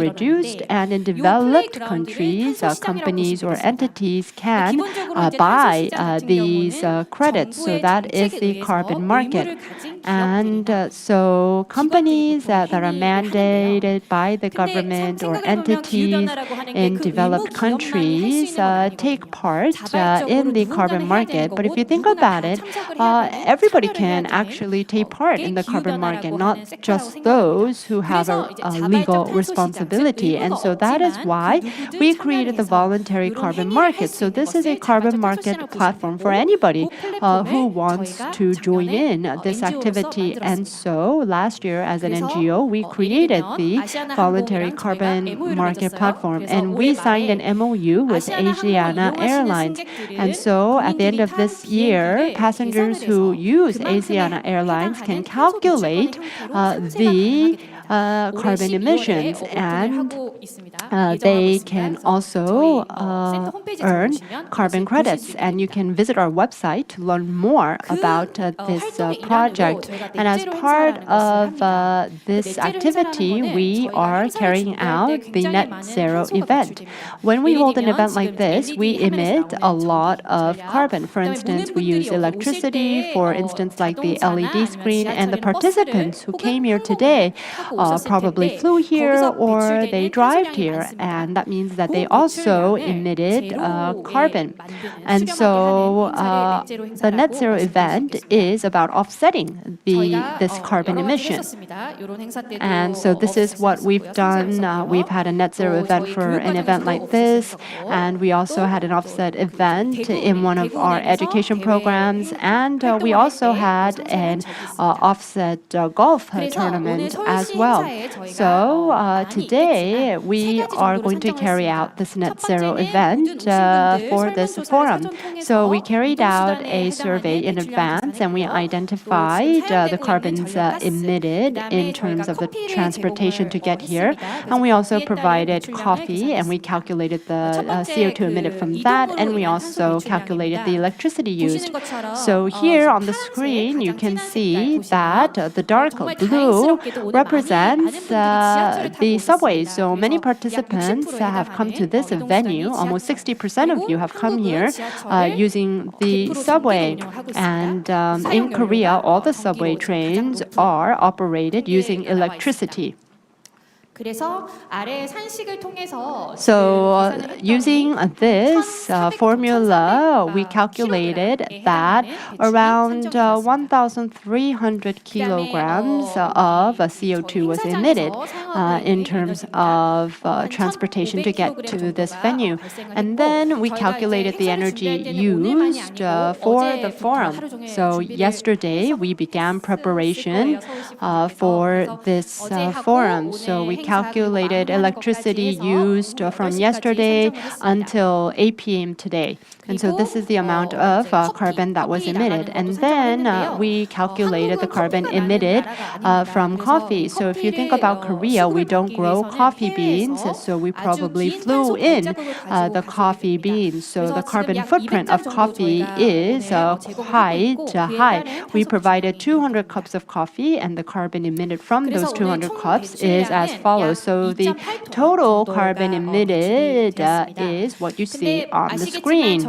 As you know, we only factored in 3 factors, but in reality, there are a host of other elements that produced carbon. We are not serving wine at this event, but sometimes wine is served. That means that the carbon emission rate would be higher. So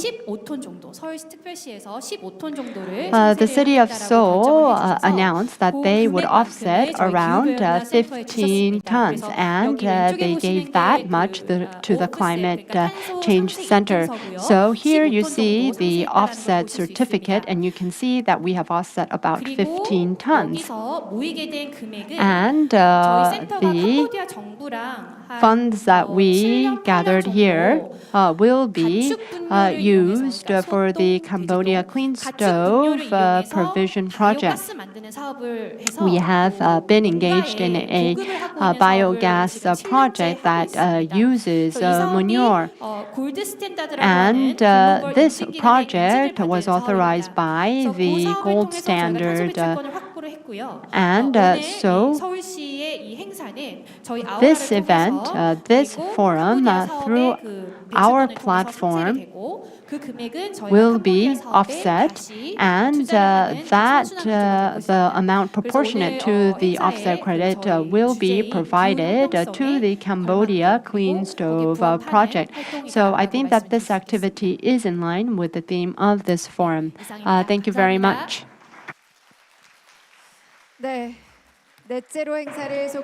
So thank you very much, team leader, Ms. Choi Si-eun, for explaining the net zero event.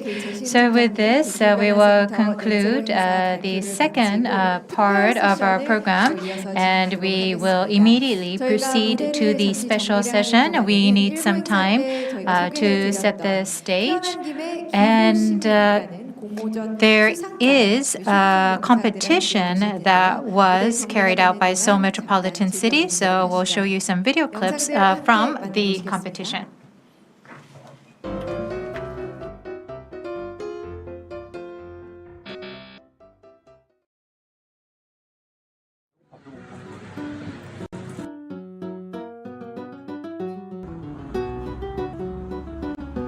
벚꽃 축제를 이틀밖에 안 하네. 너무 짧은데?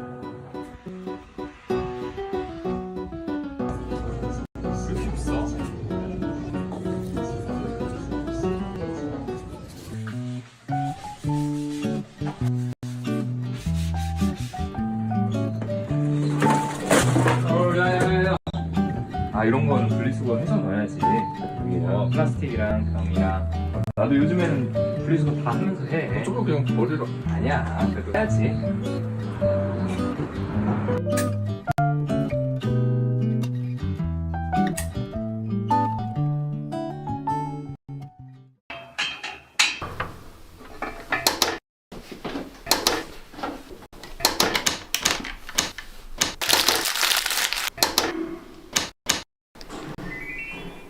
This stage 이상의 our planet 기후가 이상의 끝이 안 보여.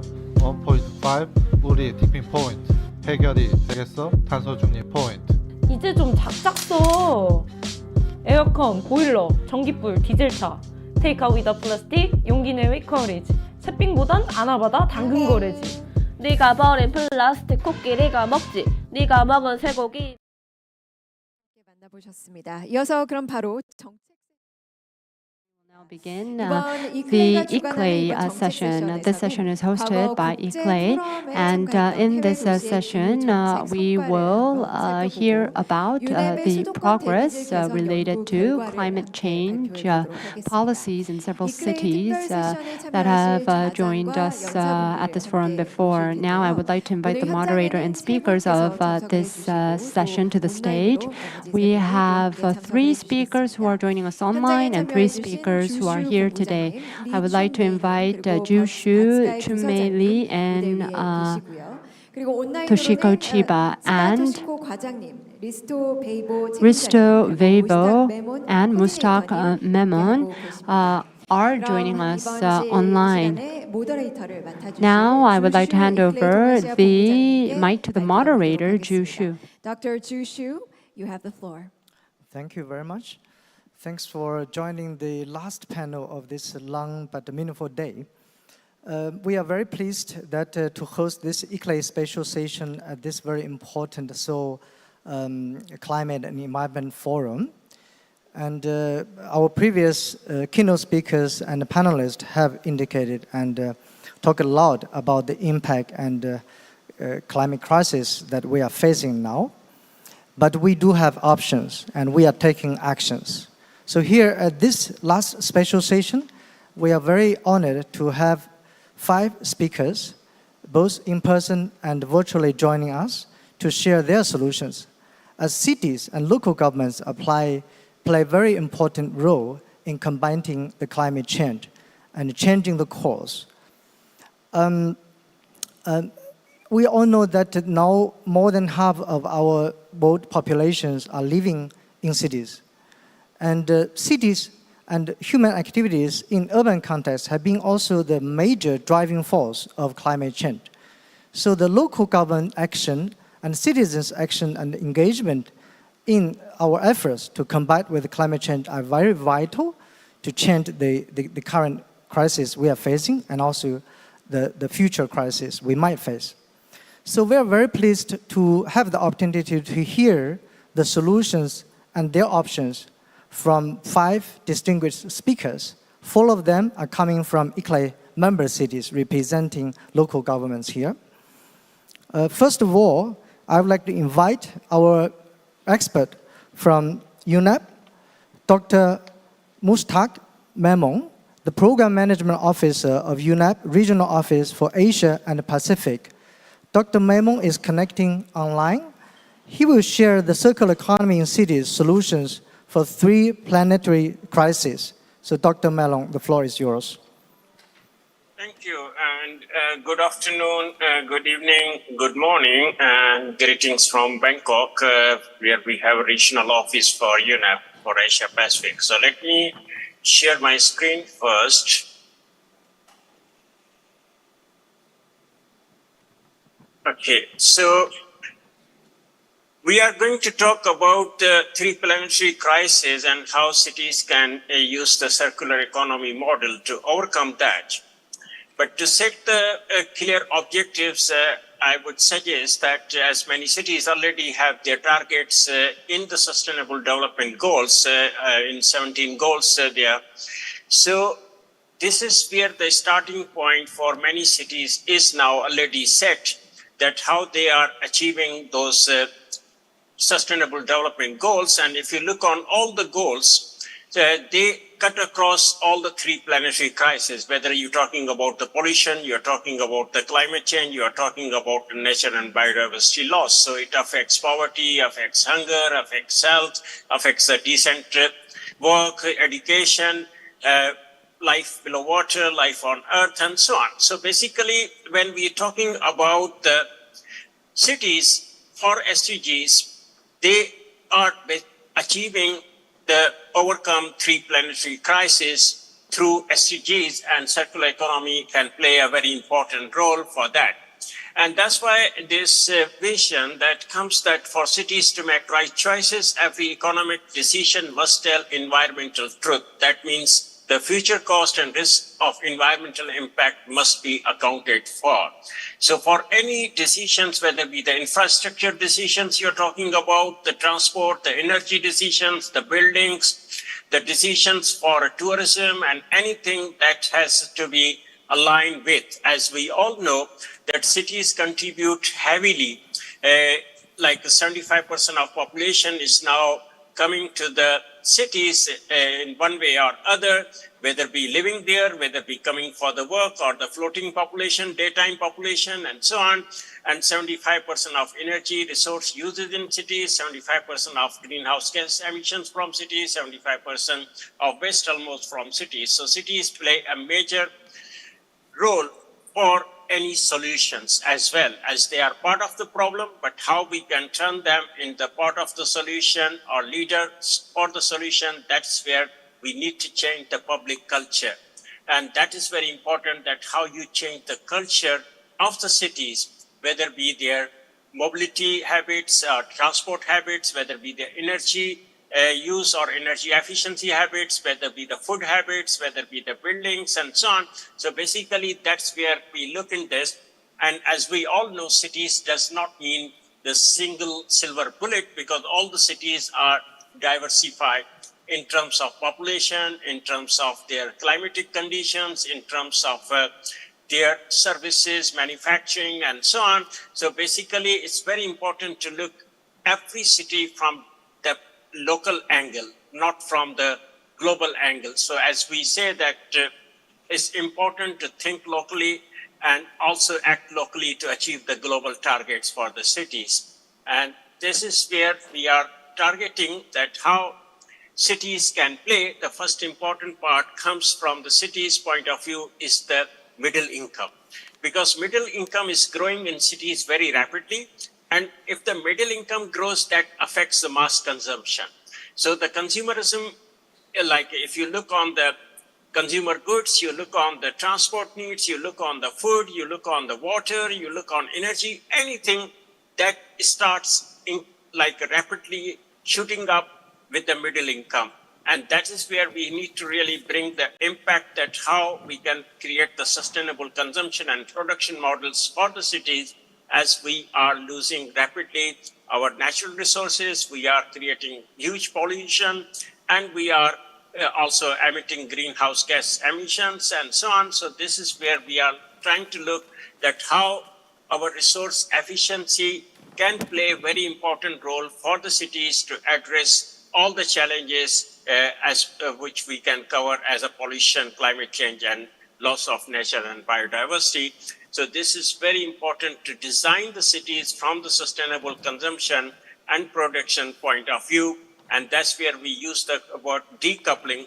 Decoupling means achieving the well-being, achieving the human development, achieving the GDP, achieving the social development, everything without affecting the environment or bringing environment as a part of supporting economic and social development as well.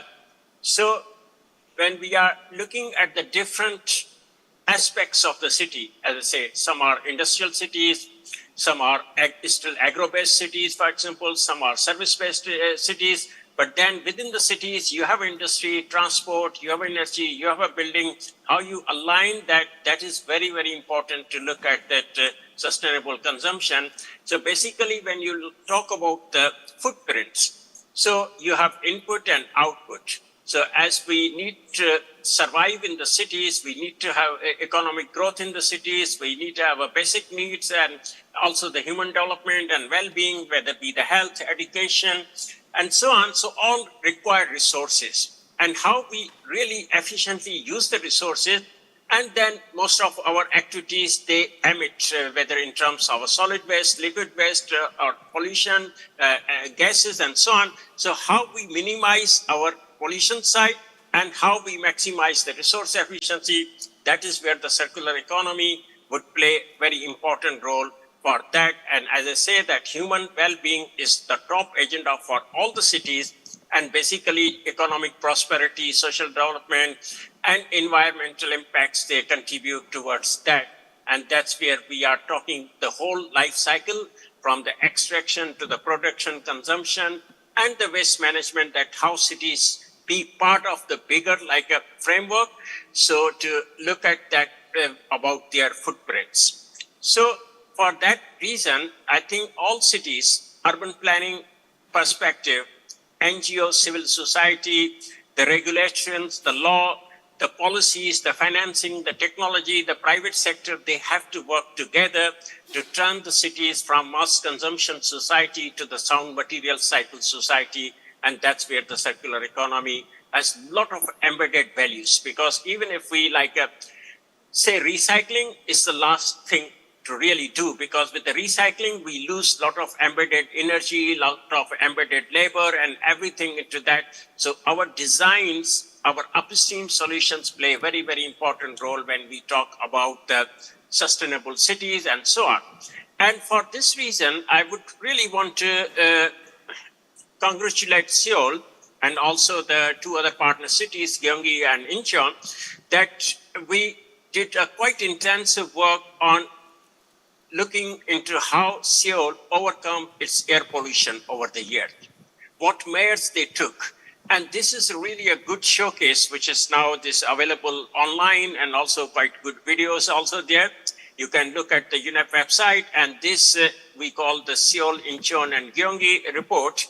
And this is really, really good way to see the cities, because when we do the national assessments, and many cities just are high within the national assessments and cannot come. And many cities have their strong characteristics, strong economic sense, social sense. So it's very important that we look at the individual cities as well, along with the national reports. And that's how, when we are talking about creating the sustainable cities, the government, the national government and the local government together, then the businesses, again, the local businesses and the national and the global businesses, then also the consumers, one are the local consumers, one are the international, where the cities export. So we have to really see how this local, national, and global actors work together for that. So that's where we have to really look from the resilience agenda, we look from the resource efficiency agenda, and we look for the action areas to really achieve that. For example, as I say, air pollution could be the major action area for some cities. For some cities, water scarcity could be another agenda, for example, and so on. So this is very, very important, that how we create the enabling environment within the cities, whether we really understand definitions are very clear to all the stakeholders, whether we have a proper assessment of the gaps and the solutions, legislative frameworks in place, financing mechanisms there, and also the trade and investments, as like cities like Seoul, they are international cities with a huge trade and investments there as well.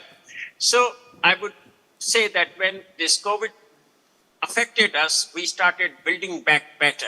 And this notion goes very well for the cities, because most of the cities' footprints are not really positive, and we need to build back better our cities from that angle as well.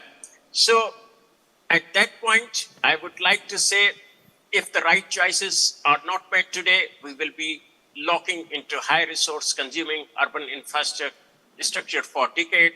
So at that note, thank you very much.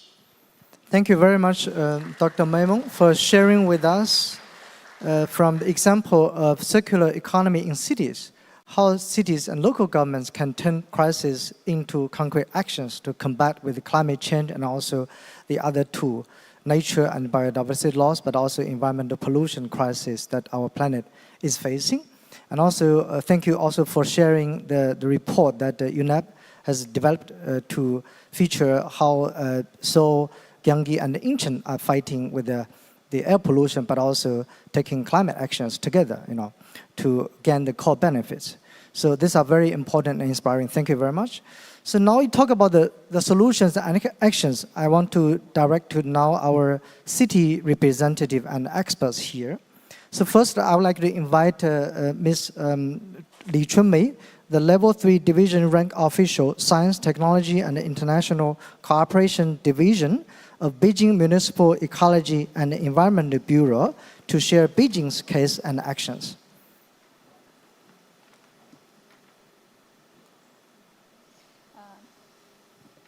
Thank you very much. I'm very honored to be invited to attend this meeting. Now I will give us a brief introduction about Beijing ETS scheme.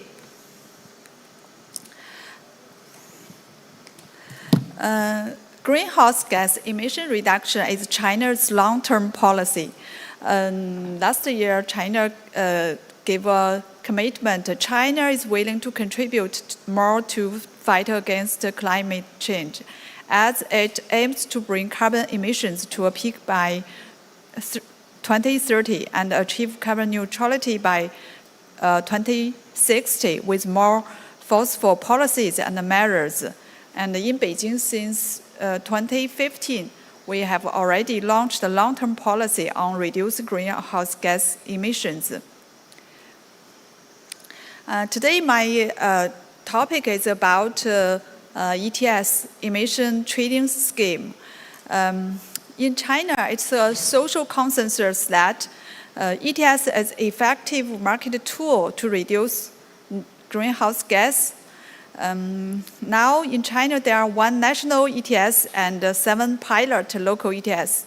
This framework is planned in 2012. And now Beijing, Shanghai, Tianjin, and Shenzhen, all 7 cities or provinces has already set up a pilot local ETS. In this ETS, the 7 cities mostly focus on carbon dioxide in about 10 sectors. It's very effective to reduce greenhouse gas. And now, last year, we also kick off the China Carbon Emission Trading Exchange. Now, our power plant is involved in this mandatory ETS scheme, and about 2,200 power plants in it. And also, China is planning a a voluntary market. We call it China Certified Emission Trading Scheme. The opening ceremony for this voluntary market will be this week or next week. This is the whole framework of ETS scheme in China.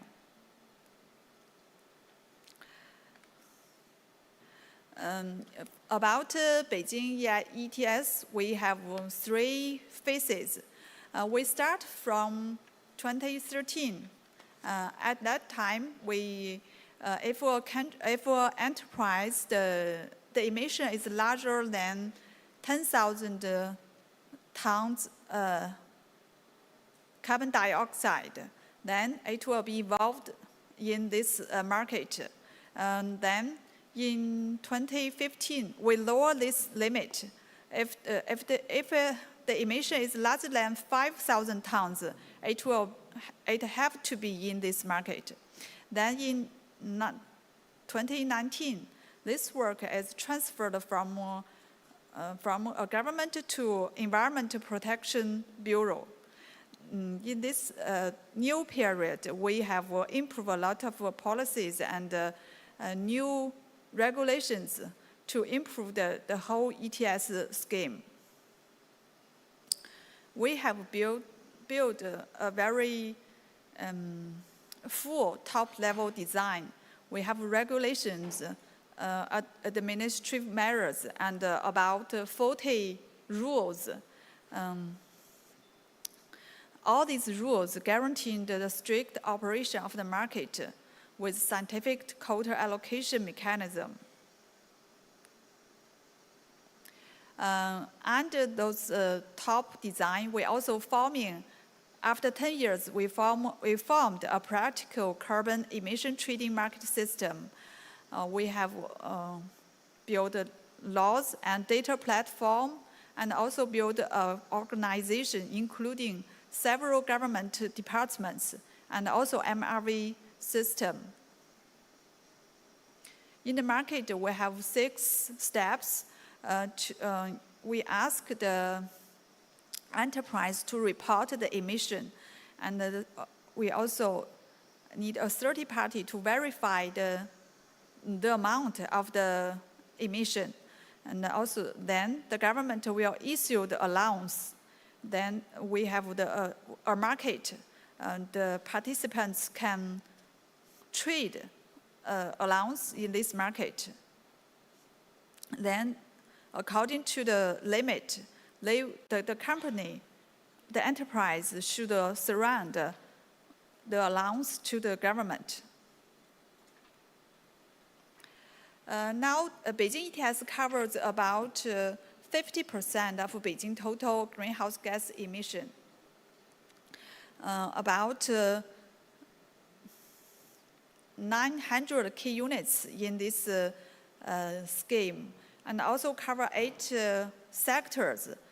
In these sectors, totally, we have different. In each year, we will update the name list of for this scheme. In 2022, there are 883 key units in the ETS. We can see in 8 different sectors, 4 key units in power generation, 26 companies in transportation, and also nearly 200 companies in industries, and nearly 600 in service company, also district heating, petrol, chemical industry, and the cement industry. And we also allow offset credits into Beijing ETS. We develop 3 kinds of voluntary credits in Beijing ETS. The first one is Beijing low transportation. If we build a platform, a mass platform, a very big data in it, then if a citizen travel by walk, bicycle, or public bus, we can help this citizen to calculate the reduction emission. And after all the calculation, this part of reduction emission can be sold in the Beijing ETS market. And this year, we also issue a new methodology. It's to encourage hydrogen power truck. Now in Beijing, there's about 1,000 truck convert diesel fuel to hydrogen. In this way, they will reduce the emission of carbon dioxide.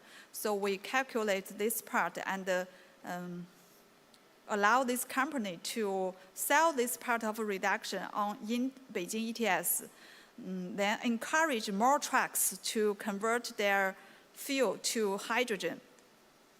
And we also have a third methodology for cars and for those private cars.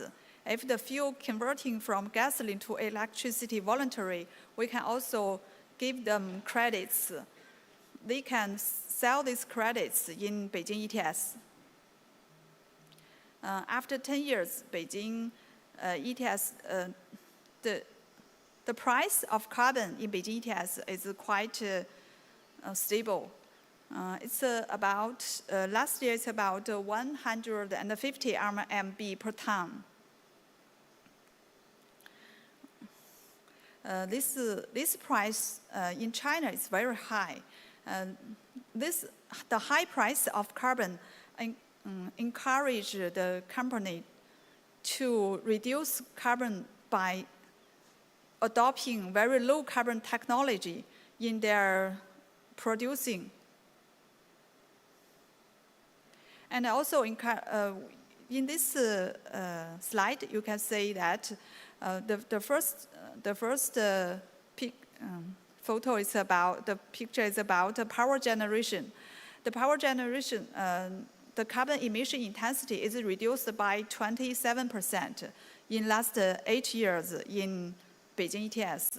And also about cement, the total emission of carbon dioxide in cement sector, it reduced by 70%.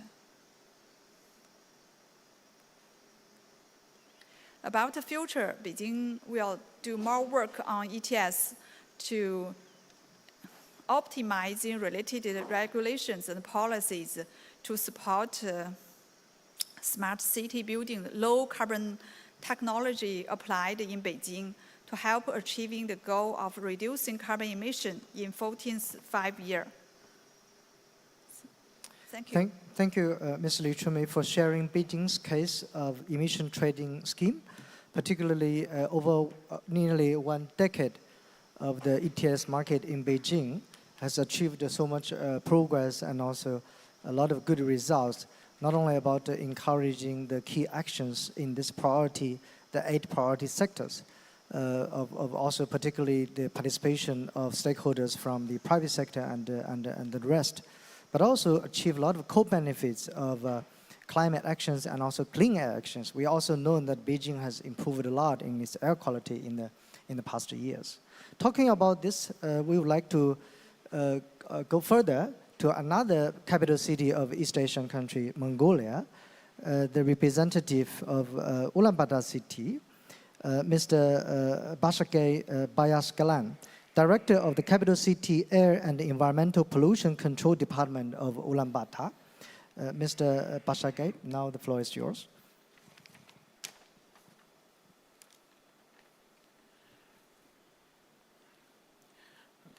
Good afternoon, ladies and gentlemen. Today I will introduce the air pollution of Ulaanbaatar and reducing activities and policy. My presentation have 5 different contents. First one is legal ground and decisions for reducing air pollution and information about Ulaanbaatar city. And second is about the air quality improvement zoning in Ulaanbaatar. Next slide shows the roles of organization of supplement of improved fuel and briquette.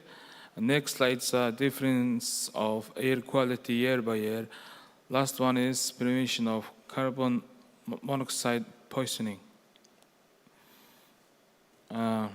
Firstly, I would like to introduce about Ulaanbaatar city. Ulaanbaatar is capital city of Mongolia and population 1.5 million. Also, Ulaanbaatar is coldest capital city of world. Ulaanbaatar is the developing modern city. This slide shows the air pollution sources of Ulaanbaatar city. Main source of the air pollution is ground. 200,000 households and gears still maintain their briquette. Consumption is 600,000 tons for cooking and heating per year. 80% of air pollution emitted from the gas settlement. Secondary source, 700,000 automobiles and most of cars aged more than 10 years and imported from foreign countries. Third source is power plants and hot-only boilers. Other source is 4%.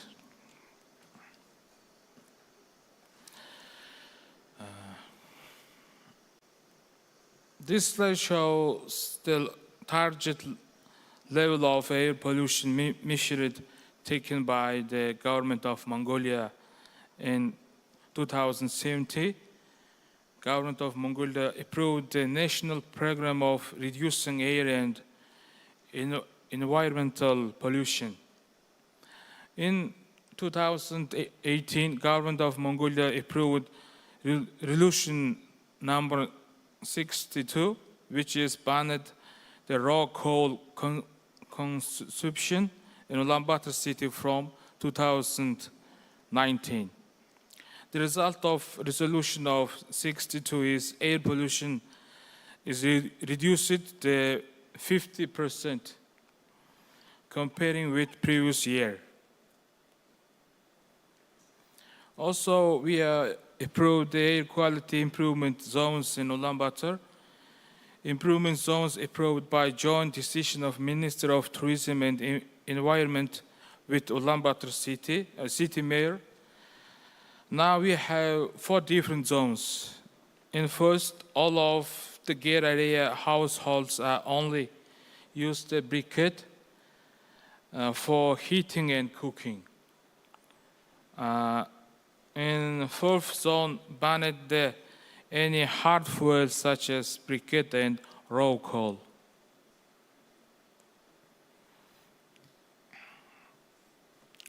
One of our organization roles is organize the supplements of briquette from the factory to get our households, including reservation, transportation, and sales with private companies and sellers. Now, 162 trucks transport the briquette to sales points from factory and warehouses. Totally around 600,000 tons of briquette used per year. This slide shows air pollution review for coal region in Ulaanbaatar. Coal region start from the end of September to next to year end of April. It is continuous the 7 months. First graph shows the concentration value of PM 2.5. Concentration decreased by 50% comparing with previous year. Next graph shows the average concentration values of other pollutants, including the PM10, SO2, NOx. Ulaanbaatar city has 19 air quality monitoring stations, and we are analyzed the changes of the air quality year by year and month by month.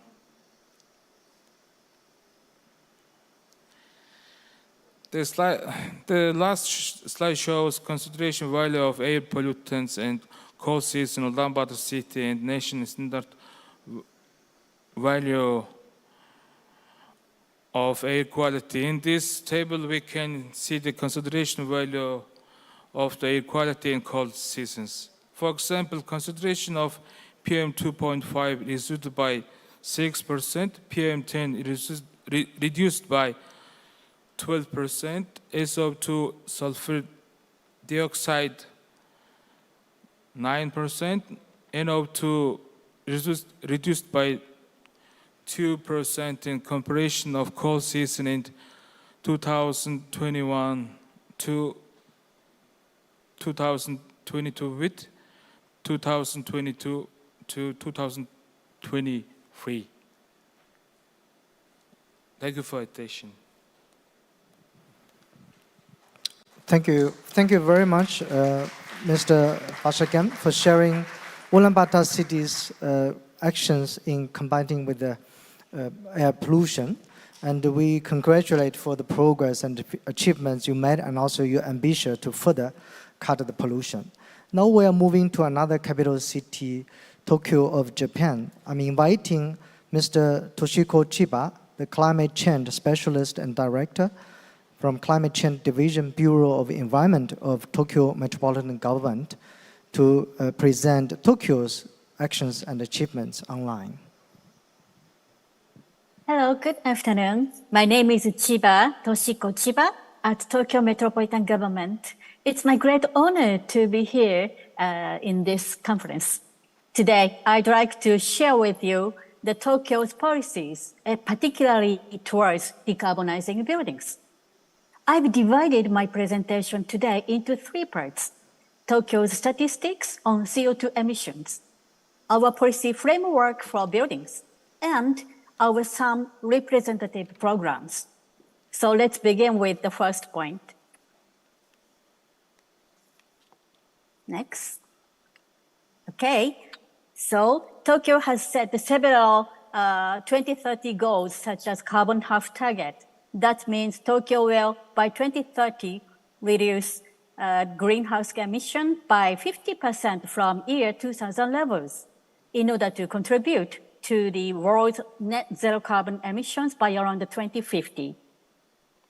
Tokyo's energy consumption has been reduced around 27% compared to the base year 2000.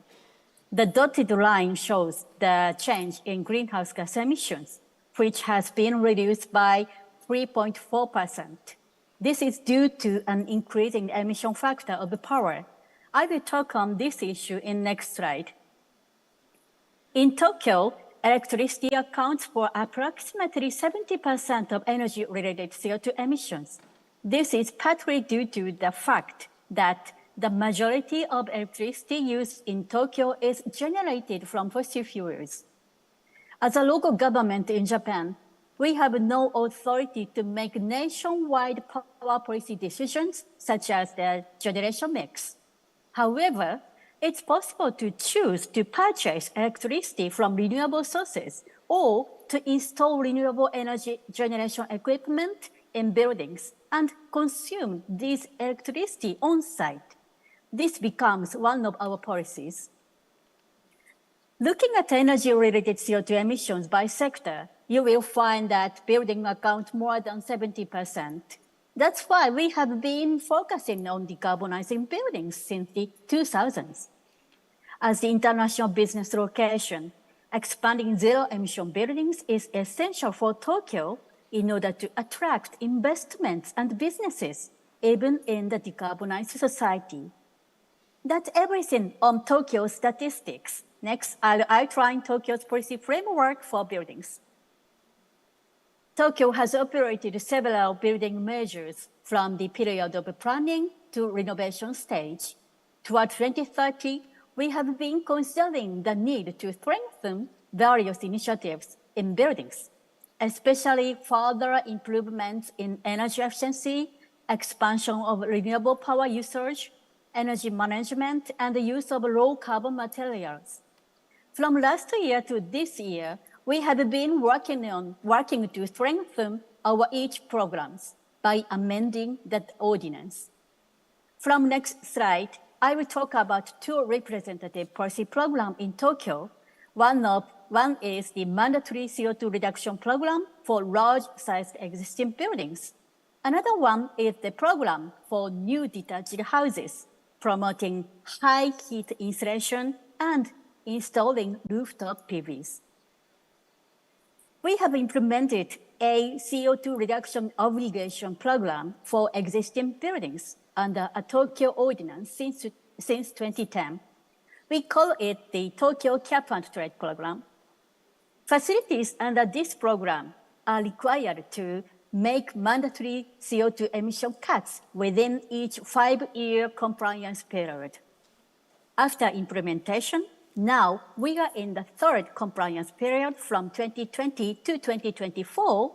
Covered facilities are now achieving 33% reduction levels from base year emissions.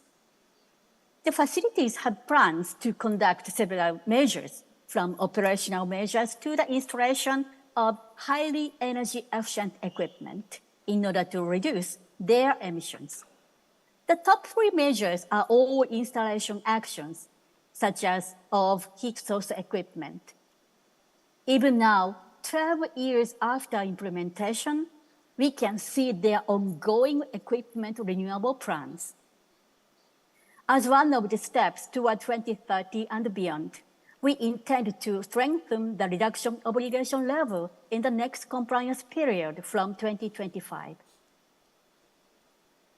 Another representative program in Tokyo is the mandatory installation of rooftop PVs for new detached houses.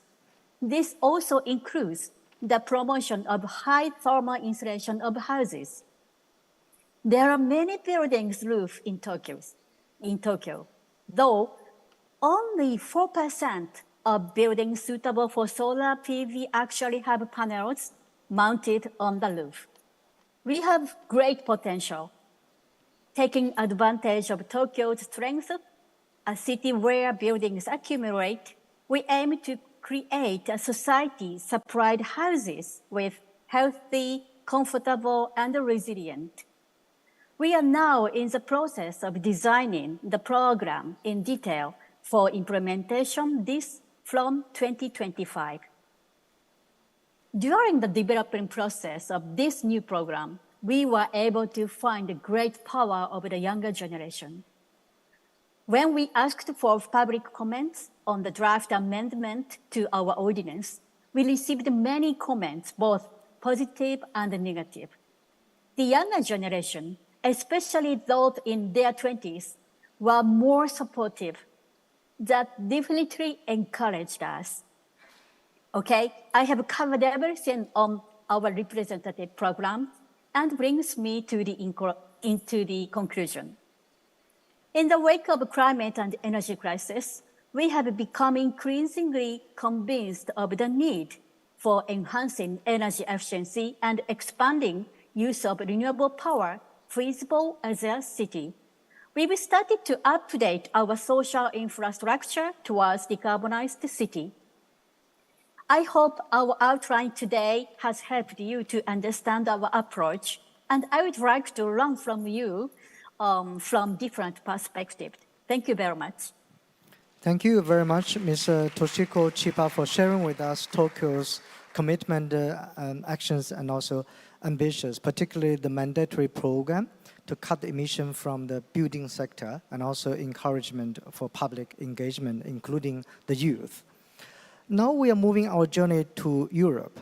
So next, I'm inviting Mr. Risto Vivo, Climate Director, Central Administration, Climate Environmental Policy from the city of Tuku of Finland.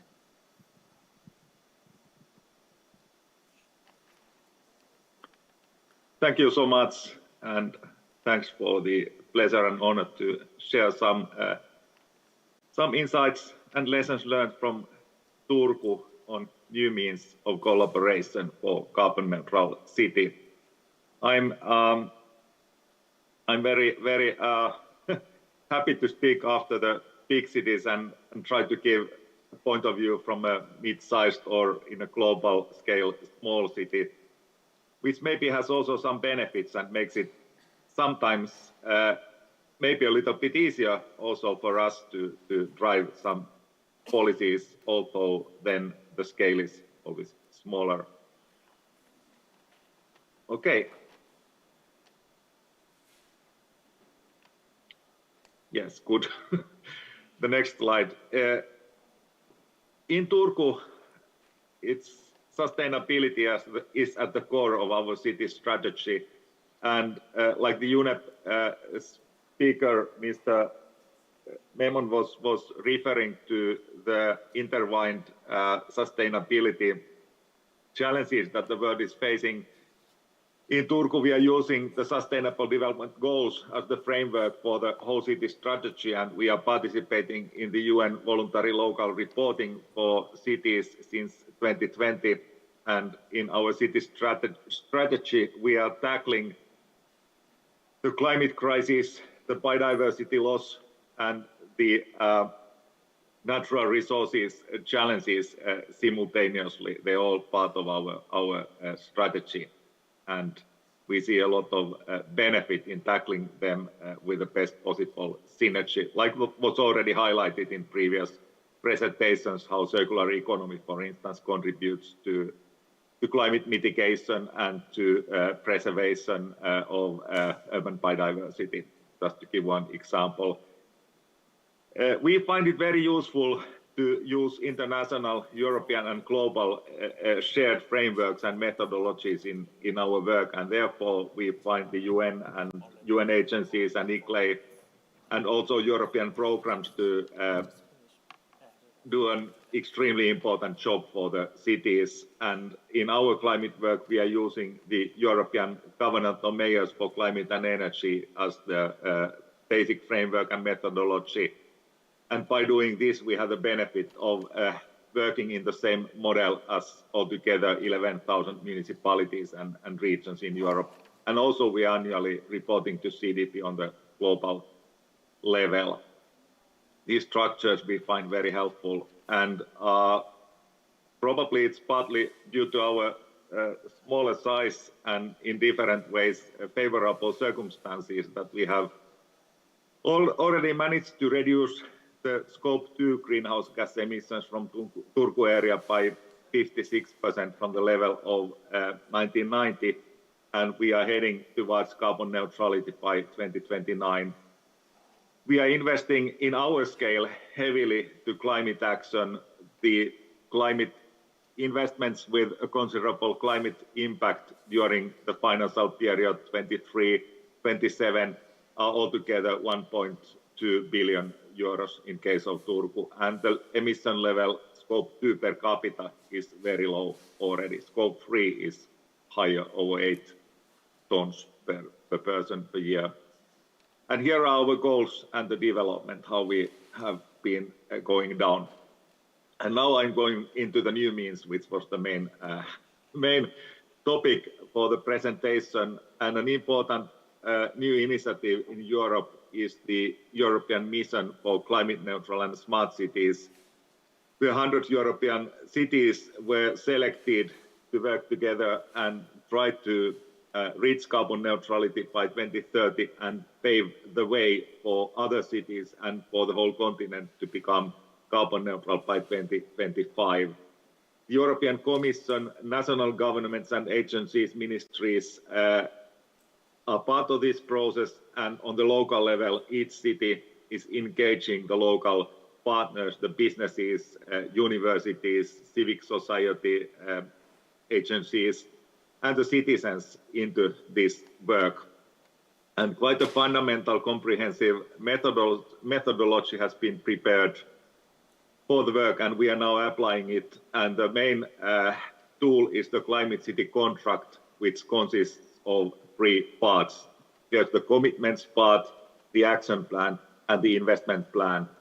And local partners are joining the Climate City Contract with their own commitments. Also, in case of Turku, we have now 22 partners as signatories, And actually, this week on Thursday, we will all gather at the City Hall to meet each other, to discuss and to contribute to our local stocktake for the stocktake of the Paris Agreement in preparation of COP28.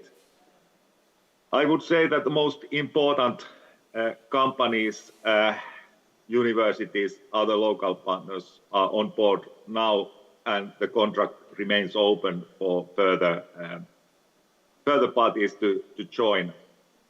And we all committed to work for carbon neutral Turku by 2029. It's 1 year earlier than 2030, but 29 is our 800th anniversary and a big celebration in Turku, and therefore most of our goals aim at that year. Some examples of companies that have joined. For instance, the big shipyard in Turku, Meyer, which is building the largest cruise ships in the world, and they are strongly engaged in the Climate City contract now, and they have a big process for making the shipyard functions carbon neutral and for being able to design and develop and hopefully to construct the first carbon neutral cruise ships globally. And of course, this has a very big impact on Turku's green economy and on employment and well-being as well. Another kind of example, completely different business, movie making. One of the first carbon negative film productions was shot in Turku area 2 years ago. It did not become a very popular film, not a blockbuster, but we believe it's an important example. And so you can see that carbon neutrality is possible in very different topics and fields of activity. And I mentioned the local stocktake that we are organizing on Thursday this week, and this is part of our strategy, our activism to involve the citizens and have dialogues with different citizen groups, with a special emphasis on youth, but not limited to youth. And if I mention just one more thing about the new methodologies, we have a pilot project, 1.5 degree city, as part of the European mission of climate neutral cities, and there we are cooperating with the University of Turku in applying psychological knowledge for climate-friendly behavior, for promoting climate-friendly behavior, and for empowering people and also businesses to work more strongly for sustainable solutions. And that is one interesting, but there's no time to go into details. Nudging is the methodology, and we are going to learn a lot in that process. So conclusions are what we could consider as success factors in Turku's climate work. Most important, I think, is the knowledge base, that we have an understanding and dialogue and a commitment that is based on best available knowledge. And there we benefit greatly from collaboration with our universities and other research agencies, and also networks, events such as today of being active at ICLEI. And we are a city of academia, students, and research, and this is a great resource for our climate work. And maybe an indication of this understanding is that our city council has made all decisions on climate goals and actions anonymously, even if there are many very different groups in the council. And this has been the case for 14 years now, and the goals have been quite ambitious. So key point, to listen to science and to act accordingly. And I think this is something we all shared, all presentators, in my interpretation, really shared this point of view. And how to better involve the partners and citizens, how we make a sustainable, just transition together, how we create new solutions and reach a better city locally, while doing our part in the bigger picture to solve the climate and sustainability crisis. We are committed and convinced in Turku that green economy, green transition is really the way forward to our city and more widely. And it's very encouraging to be in this event and to be able to share with others and to learn from others. Thank you so much. Thank you very much, Risto, for sharing with us Tuku's case and achievements. There are a lot of learnings and good points. Actually, the 4 ICLEI member cities here presenting at this important session are all like returning cities who have previously participated in the Seoul Forum. And we are very happy and honored to see the progress and also achievements that they have made from the year they participated in the forum earlier.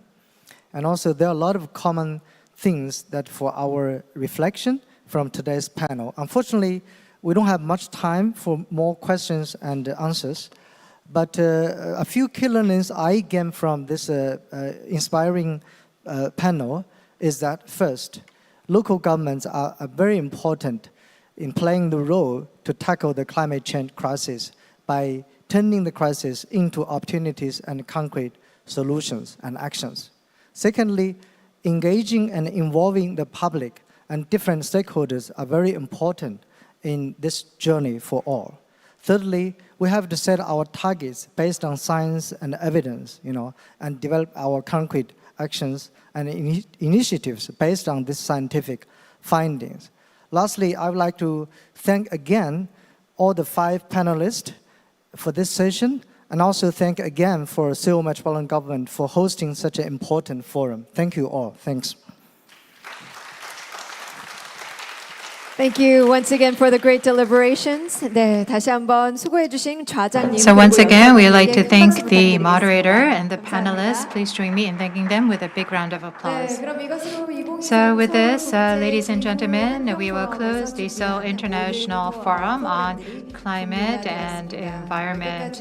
I would like to thank everyone for joining us till the very end. Thank you for your active participation.